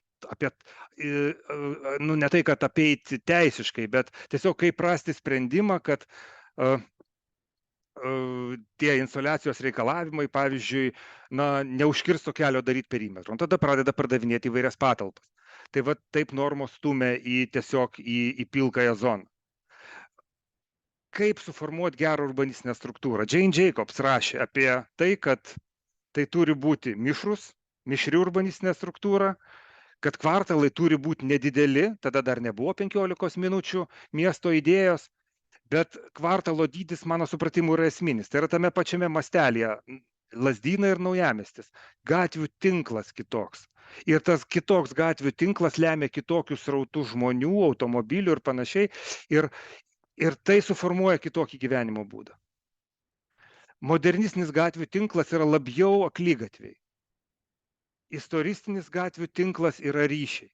Akligatvėje tu nepadarysi viešo gyvenimo. Ir iš to pasidaro labai ir labai daug dalykų. Ir todėl, man atrodo, vėlgi, ką kalbėjau apie Verkius, jeigu tai taps akligatviais, nepaisant to, kokią pastatų formą turėsim, tai nebus gyvas rajonas. Jeigu turėsim tinklą, tai turi šansų tapti gyvų rajonų.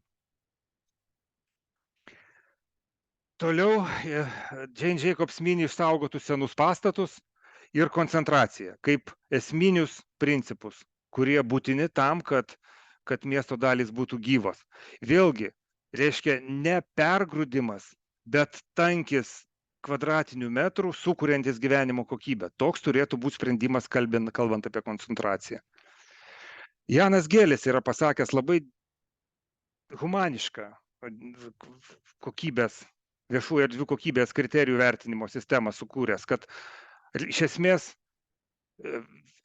urbanistinė struktūra vertinama pagal 3 pagrindinius požymius: saugumą, komfortą ir pasigėrėjimą, į kurį telpa labai paprasti ir mums visiems suvokiami dalykai. Tai nėra kažkokie pavirtę skaičiais dalykai, kuriuos mes galim išreikšti, pavyzdžiui, vien gyventojų tankiu. Tai čia yra ta kita pusė tankėjimo, kad jeigu mes darydami tankį nepadarysim viso šito, apie ką kalba Gelis, tai mes vis tiek nepadarysim gyvybingų ir smagių miestų. Gelio kompanija turi padaręs tokį minkštų kampų, soft edges teoriją, kur kalba apie tai, kad žmogus, kai eina gatve, eina vieša erdve, jam reikalinga įvairovė, jam reikalingi minkšti kampai, kurie jį užkabina, už kurių jis neužkliūna, bet kurie pakviečia jį įeiti. Reiškia, reikia daugiau siauresnio skaidimo, kad tau būtų tas įėjimas įvairesnis, kad kaip Kernavės gatvėje rytinėje pusėje neitum palei vieną ilgą baltą fasadą nuobodų, ta prasme, kad keistusi fasadas, kuo daugiau įėjimų į tuos fasadus, ar ne, kad kuo daugiau veiklų atsirastų.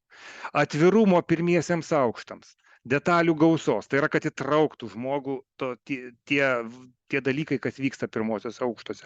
Jeigu daug įėjimų, reiškia reikalinga funkcijų įvairovė. Užtek vienų durų skirtinga funkcija ir tada gaunasi funkcijų akropolis, į kurį žmonės ateina tiesiog praleisti laiko. Apie tai kalba ir Davidas Simas savo knygoje Soft City. Visiems rekomenduočiau pasiskaityti, mano supratimu, viena geriausių knygų parašytų dabar apie tą naują urbanistiką. Ir tas jo pasakymas, kurį man teko asmeniškai girdėti, kai jis nebesako think small, ne think big, bet think small, yra mąstymą apverčiantis. Ta prasme, kad nereikia kažkokių tai ten high-techinių dalykų, kad paprasti mažo mastelio, low-tech, mažų kainų, į žmogų nukreipti dalykai gali padaryti daug daugiau dalykų, negu kad hiperinvesticijos, pavyzdžiui, kokius nors, reiškia, smart miesto dalykus. Apie ką kalba Simas? Jis kalba apie tai, kad reiktų nuo persirančio atvirų erdvių eiti link privatumo. Reiškia, mažiau modernizmo, daugiau naujo urbanizmo. Sukurt žmonėm galimybę turėti savą erdvę mieste.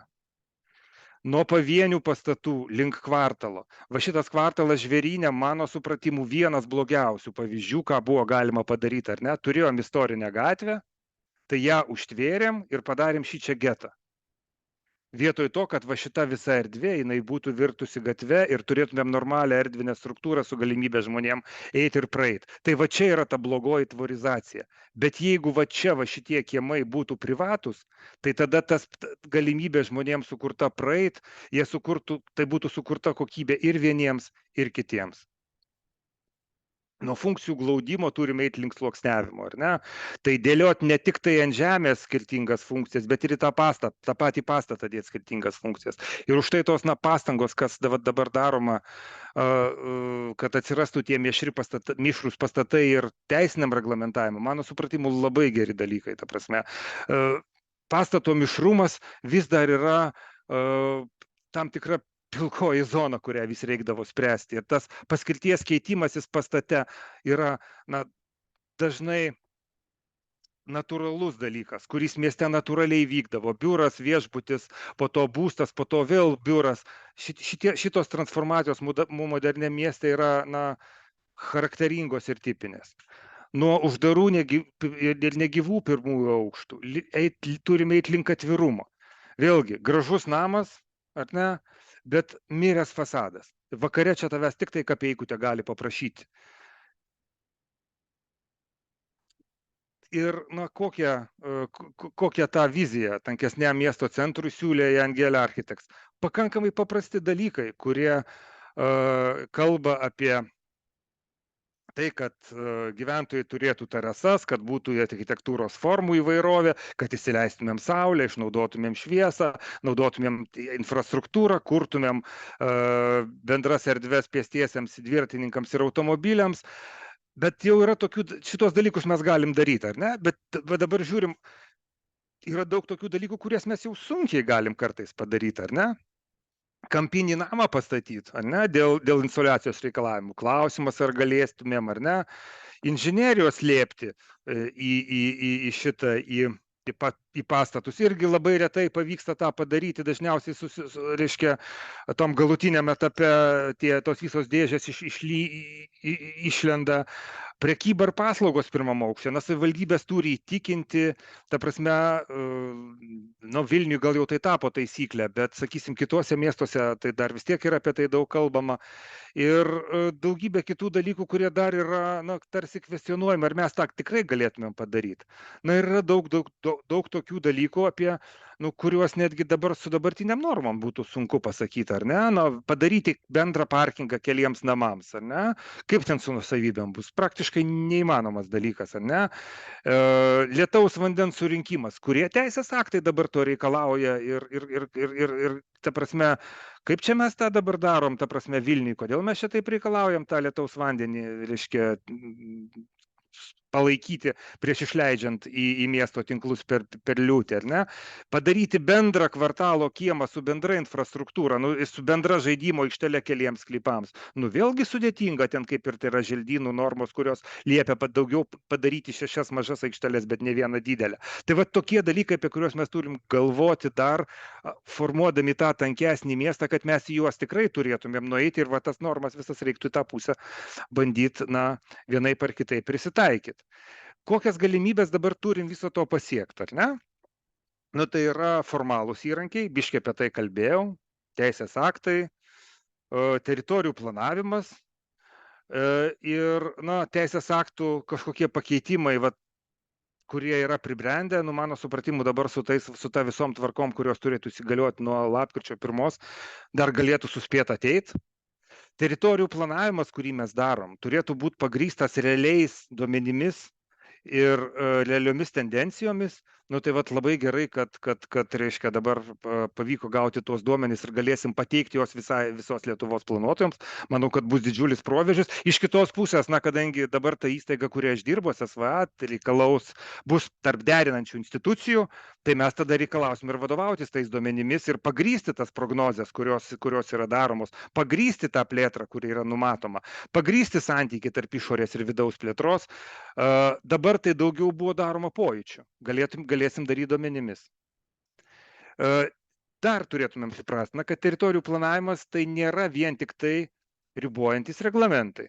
Teritorijų planavimas gali ir paskatinti. Ir vertindamas tai, ką pavyko Vilniui padaryti, tai daugiausiai pavyko padaryti paskatinimais, nedraudimais.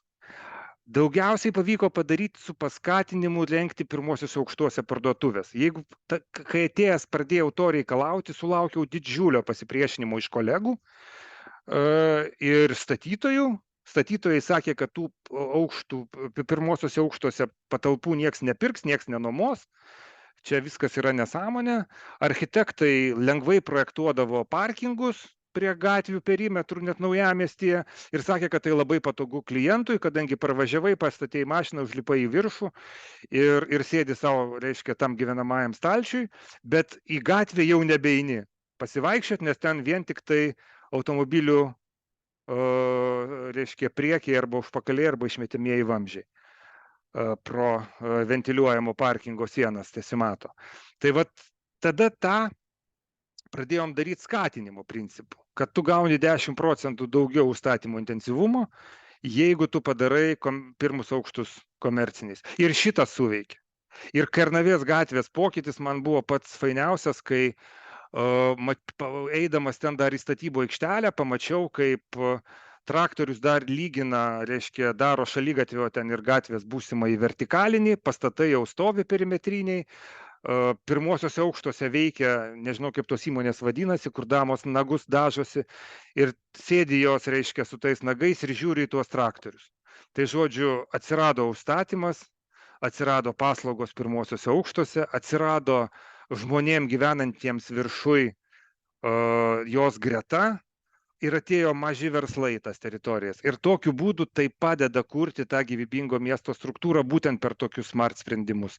Panašiai su garažais, ar ne? 10% daugiau intensyvumo, jeigu statai požeminį garažą. Pradėjo daugiau statyti tų garažų ir dabar mes bent turim kažkiek slėptuvių, kurias galėtumėm pritaikyti šitoj kriziniai situacijai.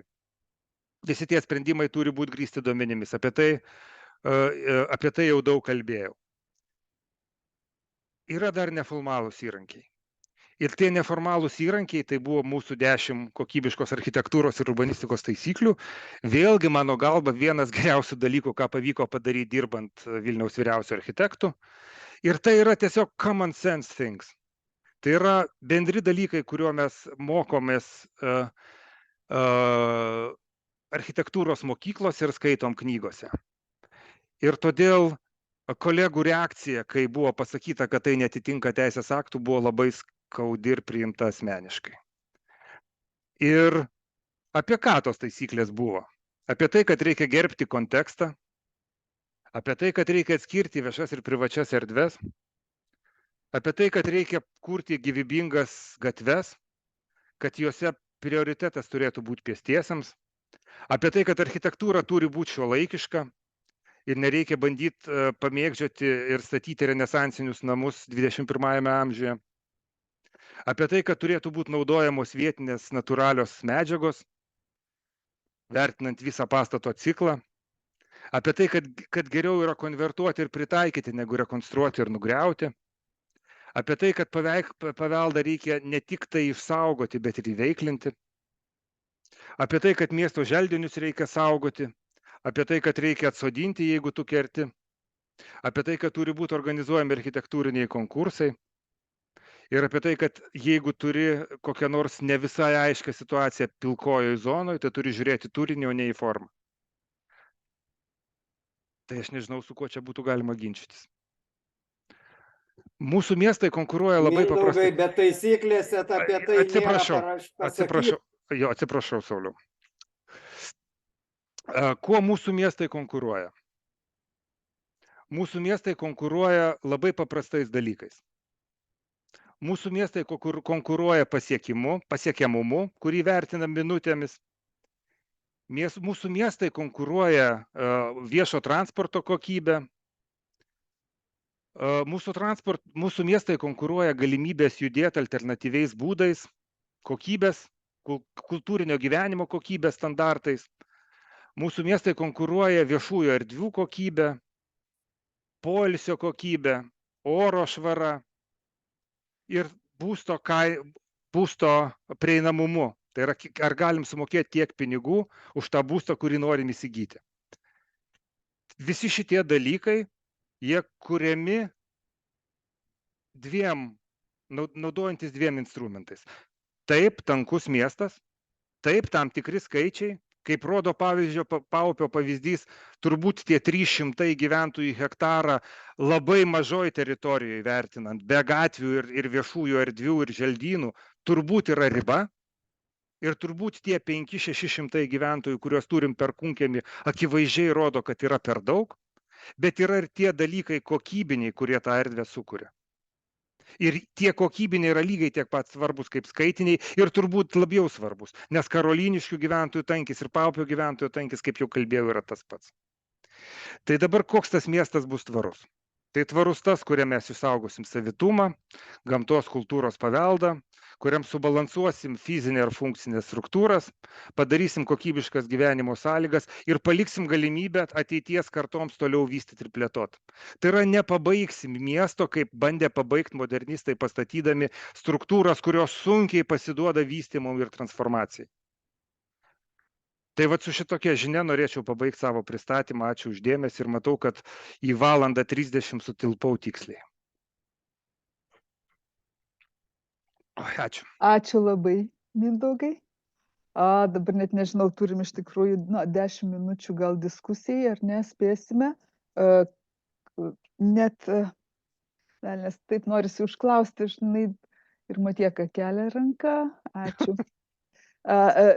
Man, žinai, iš karto sureflektuoja ir susijęs su prieš tai buvusia Metos Berhauser Pont paskaita, kur darė tokį pjūvį ir lygino mokslininkų tyrimus su praktikais, kurie planuoja miestus. Ir išaiškėjo, kad yra bendri taškai, kur mato vienodai situaciją, tai kas susijęs su infrastruktūra miesto, ekonominiais dariniais ir taip toliau, bet labai nustekenti miestai planuotojų rankose yra kas link ekologijos, žmonių sveikatos, socialinės gerovės, nes kažkaip architektai urbanistai nesureaguoja į tuos dalykus. Ir dabar aš kaip paties klausiau apie Vilnius ateitį, ta prasme, susidarė toks įspūdis, kad mes tankinam dėl to, kad galėtumėm turėti tramvajų arba metro netgi, bet realiai, kokia ta vizija, kas yra tas geras Vilnius? Na, matai, šiaip labai sudėtinga būtų atsakyti vienu žodžiu, kas yra tas geras Vilnius. Man atrodo, aš pabandžiau parodyti miesto gyvybingumo santykį su tankiu. Ir kalbant, pavyzdžiui, apie tvarumą, tai tu gali tvariai gyventi ir labai retoj struktūrai. Aišku, kad negalima suabsoliutinti tankumo, kaip pavyzdžiui ten yra atsitikę tvarių miestų gairėse, ar ne? Kai pasižiūri vertinimą, tai kuo tankiau, tuo tvariau. Tai taip tikrai nėra, ta prasme. Tankumas padaro galimybę socialiniam funkcionavimui, ar ne? Socialinės galimybės kontaktuoti su skirtingais žmonėms Šeduvoj ženkliai mažesnės negu Vilniuje. Todėl Vilniuje bus sukurtos didesnės galimybės vystytis visuomeniai pažangos keliu. Tai va turbūt yra šitaip. Kokios tos ribos, aš ir sakau, aš nepretenduoju į kažkokį tai pasakymą, vat, kad čia vat, turi būti taip ar taip. Bet mes matom, kad skirtingi tankiai sukuria skirtingą gyvenseną, ar ne, Čiurlionio gatvė ir Paupys. Bet ir tas pats tankis gali padaryti skirtingą gyvenseną priklausomai nuo urbanistinės struktūros kokybės. Ir tie patys pastatai gali būti atstumiantis ir gali būti pritraukiantis. Tai tik tai kompleksas padaro viską. Tai suveda į vieną. Tai reiškia ir tankis, tam tikras žmonių skaičius, ar ne? Nu vienas nepadarysi bendro plano, nu reikia bent, nu nežinau, nu čia gal su Saulium susiginčysim, 10 kolegų, sakyčiau, ar ne? Ta prasme, 20. Nu va, 20. Ta prasme, tai taip ir čia vienas nesukursi iPhone'o. iPhone'ą sukūrė kompanija. Mūsų tikslas gali būti gyventi tvariai moliniai pirkeliai. Bet, nu, visuomenė kita kryptimi eina. Ir man atrodo, va čia turim ir apie tai kalbėti. Ką aš turiu meni, kad išleidžiamas faktas netgi ir dabar paties pavyzdžiui, lyginote Perkūnkiemį su Paupiu ir Paupys sėkmingesnis jūsų teigimų dėl urbanistinės struktūros, bet mano akimis jis sėkmingesnis dėl dar bent 2 dalykų. Vienas, kad arti miesto centro, tai yra Jūs čia dabar tarpusavėje diskutuosit. O kitas, kad tai yra, jis yra labai sėkmingoj žalioj erdvėj prie upės ir ta upė iš tikrųjų užmaitina tą žmonių poreikį gamtos ir pasivaikščiojimo vietos. Perkūnkiemy to nėra. Ir kažkaip va tas išleidžiamas faktorius iš akių. Čia reiktų daugiau analizės tada, gal iš tikro, ta prasme jo, nes aš nebandžiau išanalizuoti, tada jau reiktų vien Paupiui paskirti, nes aš turiu ir tą analizę per šitą, per išlumą ten ir čia, nes tikslas buvo daugiau pasižiūrėti bendrai. Gerai. Ačiū. Ačiū. Sauliau, jūsų klausimas? Ačiū už suteiktą galimybę. Nu, aš norėjau paklausti Mindaugo dėl to tankio didėjimo, ne? Tai tie tiesiogiai susiję dalykai yra žiūrimi pas Mindaugą šitam pristatyme per getus. Kažkokias tai reiškia, nu, koncentracijos stovyklas, nevertinant bendros miesto struktūros. Aš turiu galvoj reiškia, darbo vietos, susisiekimas ir taip toliau, ir taip toliau. Tokiais atskirais fragmentėliais yra viskas nagrinėta. Tai ir vat būtent dėl to aš nesutinku su tom 10 taisyklių, nes tuose 10 taisyklių yra nurodyta, kad reikia siaurinti gatves. O reiškia, norint turėti kokybišką gyvenimo, kad ir tankumą, bet ir visą, reiškia, gyvenimo aplinką, tu turi turėti susisiekimą, kas Vilniaus mieste yra absoliučiai dabar netvarkinga. Tai toks klausimėlis būtų. Jo, man buvo biškį dingęs ryšys, ta prasme, tai gal aš ne viską girdėjau, bet realiai taip, gyvenimo kokybę sukūrė sistema. Tikslas buvo pasižiūrėti kvartalą, į urbanistinį vienetą. Ir, ką galėčiau pasakyti dėl tų taisyklių, tai ten nėra tokios taisyklės, kad siaurinkim gatves. Ten yra taisyklės suteik gyvybę gatvėms ir prioritetą suteik pėsčiajam. Nes D kategorijos gatvėse, dėja, bet pagal planavimo normas ir pagal susisiekimo normas, taip turėtų būti. O pas mus D kategorijos gatvėse kažkodėl buvo prioritetas suteiktas automobiliui. Tai šito pastatymas ant kojų, man atrodo, buvo vienas iš tų principinių dalykų, ko buvo siekiama. O taip, aišku, kad čia vėlgi tie duomenys, kuriuos pateiksim, aš manau, kad leis padaryti ir daugiau visokiais pjūviais vertinimų. Kadangi dabar aš čia turiu tik žmonių skaičių, o mes turėsim žmonių socialinę sudėtį, žmonių pajamų grupės, žmonių sudėtį pagal amžių, turėsim daugybę rodiklių, kurie, leis padaryti daugiau įdomių tyrimų ir aš kaip pats sau pasisakiau, kad na čia yra tik tai pradžia ir daugiau užmetimai, bet ne bandymai pasakyti atsakymus. Tai manau, Sauliau, dar turėsim gražių diskusijų su tavim. Labai geras atsakymas. Ačiū. Visi dėkoja, jau nespėjau, bet Vilma pastebėjo, kad dėkodama už paskaitą, kad vis dar sunku klausytis perkūnkėmis, kaip blogas pavyzdys, nesuvaldytas ir dar vis sunkiai suvaldomas. Jis toks yra jau. Ačiū, įdomiai profesionaliai, apgailestaujama, kad mažai valdininkų klausos tokių paskaitų. Klausė dar Dalius Pusinas, ar būtų galima gauti skaidres, kad būtų galima pristatyti savivaldybių valdžiai.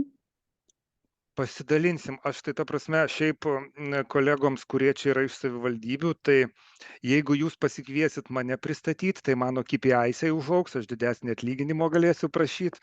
Tai ta prasme, galėčiau tą padaryti ir asmeniškai atvažiavęs, jeigu tai matytumėt kažkokią tai naudą. Nes na, mūsų įstaiga yra įsteigta padėti savivaldai pirmiausiai, ta prasme, ir, na, pavyzdžiui, su Prienų savivaldybė turėjom gražų kontaktą, su Klaipėdos savivaldybė jau per tą mėnesį, kai čia tik tai pasiskelbėm apie tai. Klaipėdos rajono, ne Klaipėdos miesto. Su Klaipėdos miestu irgi manau, kad artimiausiu metu susitiksim. Tai žodžiu, mes mielai tą galim padaryti ir patys, bet skaidrė mielai pasidalinsiu, čia nėra paslapties. Dar Irena pasigėdo, kad daugiau kalbama apie paslaugas, o kur pramonė, gamyba, darbo vietos mieste, kažkaip jos liktai lieka neminimos, neintegruojamos. Tai čia turėtų būti tada kita paskaita apie miesto funkcijos santykį su gyventojų dislokacija, na, ir taip jau buvo toks didelis iššūkis. Dar klausytojas teiraujas, kur gauti duomenis apie gyventojus. Tam tikrus duomenis jūs dabar galit gauti duomenų agentūroje, jie yra pateikiami gardelėse. Gardelė mieste yra 100 metrų dydžio. Mes dabar dirbam apie tai, kad duomenys atsirastų kvartaluose, mum urbanistams tai yra labiau suprantami dalykai. Nu, prasme, suprantam, kad duomenys turi būti nuasmeninti ir gali būti pateikti ten, jeigu, na, kad tik tai turint tam tikrą gyventojų skaičių, tai dabar ieškom, kaip tą parodyti, bet dabartiniai duomenys gardelėse galit gauti iš duomenų agentūros, tikrai daug su jais ką galima padaryti, o kvartaluose jie turėtų atsirasti, nu, mes nežinau, mes planuojam iki metų vidurio. Augustas Makriskas klausė, tai kokios prošvaistės kitiems miestams, Šiauliams, Panevėžiui, Utenai? Tai tą patį galės pasidaryti žmonės, kurie rengs Šiaulių, Panevėžio ir Utenos bendruosius planus, o mes būsim tie griežti reikalautojai, kurie to galės paprašyti. Ir man atrodo, dar vienas dalykas yra, mes ir sąlygas planavimų išdavinėsim, tai ta prasme tada planuojam tą įrašyti ir į sąlygas. Taip, Lina Panavaitė, paskutinis klausimas. Lina? Sveiki. Mindaugai, man toks biški kilo tau klausimukas. Tu kaip pristatinėjai, žinai, irgi šnekėjai, kad reikia orientuotis į pėsčiuosius, ta prasme, į žalią infrastruktūrą ir visą kitą, bet kita skaidrė buvo apie visuomenės senėjimą. Ir ta prasme, ir kad vyresnio amžiaus žmonėm, bet kokiu atveju, nu, jie mažiau judrus, jie mažiau vaikšto. Tai kaip ta dalis yra? Nes dabar mes tada turim dvi pusės, kad iš vienos pusės tu kaip ir orientuojasi į pėsčiuosius ir visą kitą, bet iš kitos pusės turi visuomenės senėjimą. Ir greičiausiai ta grupė žmonių naudosis automobiliu, nu, ta prasme, nes jiems bus sunku nueiti iki kažkokios dalies. Tai nu, man atrodo, čia nėra turbūt vieno atsakymo. Ta prasme, man atrodo, kad ta prasme, aš pagal save matau, kad kuo labiau, reiškia, raukšlių daugėja, tuo mažiau noriu vairuoti ir tuo labiau norėčiau nueiti. Tai matyt, tas į senatvę dar stiprės ir, ta prasme, nu, vyresnio amžiaus žmonės paprastai visai nevairuoja. Tai, man atrodo, jiems viešo transporto geras padarimas ir tos aplinkos pritaikymas, kad jie galėtų saugiai praeiti, yra geresnis būdas negu bandymas padaryti, kad jie visur privažiuotų su savo individualiu automobiliu, ta prasme, ir tada jiem ir aptarnavimas galėtų būti geriau suorganizuotas ir panašiai. Tai ta prasme, aš vis tiek būčiau už tą, kad 15 minučių miestas senam žmogui yra geriau negu kad amerikietiški suburbai. Bet aišku, čia vėl reikia žiūrėti, nu, kada, kur ir kaip, yra ir viena, ir kita pusė. Nes čia labai kiekvieno žmogaus asmeninių poreikių klausimas, jau čia toks labai, nu... Jo, tai svarbu neužkirst galimybių, kad būtų galimybė. Tau ir, Nes aš, Taip. vat kitą ir pamačiau, kad, pavyzdžiui, tos šiaurinės gatvės projektas kaip ir parodo, kad tu gali visų poreikių patenkinti, nes, nu, pagal gatvės pjūvį matėsi, kad Taip. tai Taip. vadinasi įmanoma. Įmanoma padaryti magistralę, prie kurios gali gyventi. Taip, įmanoma. Ačiū labai, dar yra pora klausimų, Mantas Lukšys. Mindaugui, tik tai kalbant apie gerus dalykus, visada reikia turėti tą apsaugą nuo durniaus, kad geromis idėjomis pragaras grįstas, ar ne? Tai tas tankinimas pas mus Klaipėdoje išvirsta statybomis ant bastionų, ten tokiais, nu, arba vietos bendruomeniai kažkokių želdynų praradimų. Tai visą tą pristatymą, jeigu papildytų Mindaugas tuo aspektu, kad, nu, kažkaip nusistatyti vertybės, kas turi būti išsaugota nuo tankinimo, būtų iš vis super. Viskas, tik toks prašymas. Čia plano reikalai, bendras planas tą turėtų pasakyti. Jo, bet planas štrichuoja didesniais kvartalais negu saugomas objektas ir va ta diskusija, kiek to tankumo Vilniuje, kas yra priimtina apsaugos zona objektui Vilniuje ir kas priimtina kitokiam mieste, nu labai individualus dalykas. Ir jeigu nėra struktūros kaip Vilniaus planas, kuriame būtų kaupiamas intelektas, kuriame būtų žmonės tai suprantantis, tai vietovėse, mažesniuose miestuose tai tampa, nu, tokiam labai blogo išpildymo dalykas. Piknaudžiaujama, verslas tiesiog užlipa ant vertybių ir ta gera idėja tankinimo būna iškreipta į priešingą pusę. Tai jeigu jūs turit galios... Mindaugai dingo garsas. Mindaugai dingo garsas. Tiesiog, kad Mindaugas taip papildytų. Bet va, jis kalba ir dingo garsas. Va dabar turbūt veiks. Mindaugai buvo dingęs garsas. Jo, suprantu, va dabar turbūt veikia. Va, tai žodžiu, viskas priklauso nuo tų žmonių vietoj. Priklauso, prieš 2 savaitės buvau Kėdainiuose, grįžau kaip iš Olandijos. Gili pagarba Kėdainių architektams. Ta prasme, jie turi viską. Ir susitvarkė senamiestį, ir stiklinius pastatus senamiestį, ir su masteliu susidėlioja. Ir ta prasme, ir kai žiūri, net Paupį turi senamiestį ten prie šitų žydų bažnyčių, kaip jos vadinasi, užkrito pavadinimą. Sinagogų. Prie sinagogų, taip, ta prasme, naujas kvartaliukas, nu, gero mastelio, modernių medžiagų, ta prasme, tas pats, nu, Algirdas Žiulių telšių pavyzdys, nurodo, kad tu ir mažam mieste kažką gali padaryti, ta prasme, tiesiog žinojimo, ką darai reikia. Tai ir man tada tos kažkokios pasirašytos taisyklės, man jos buvo žiauriai svarbios. Man pačiam buvo svarbios, ta prasme, jos galvoju labai svarbios. Nu, ką tu nori padaryti, nes, nu, priešingų atveju tik tai vertinti atitikimą teisės aktą. Čia. Nes noriu iš tikrųjų pasidalinti aš ir padėkoti visiems šiandien dalyvavusiems ir pakviesti į kitą paskaitą kovo 21 dieną. Paskaita vyks anglų kalba. Architektas urbanistas daktaras Eduardas Kiogelis pasakos apie tankumo estetiką. Jis yra ypatingas tuo, na taip, jis dėsto ne vienoje Vokietijos aukštojoje mokykloje ir dar Darmštato, Berlyno, Bauhauso, bet jis nuo 2006 dirba Chinese Architects internetiniai platformai, kur yra filialas World Architects.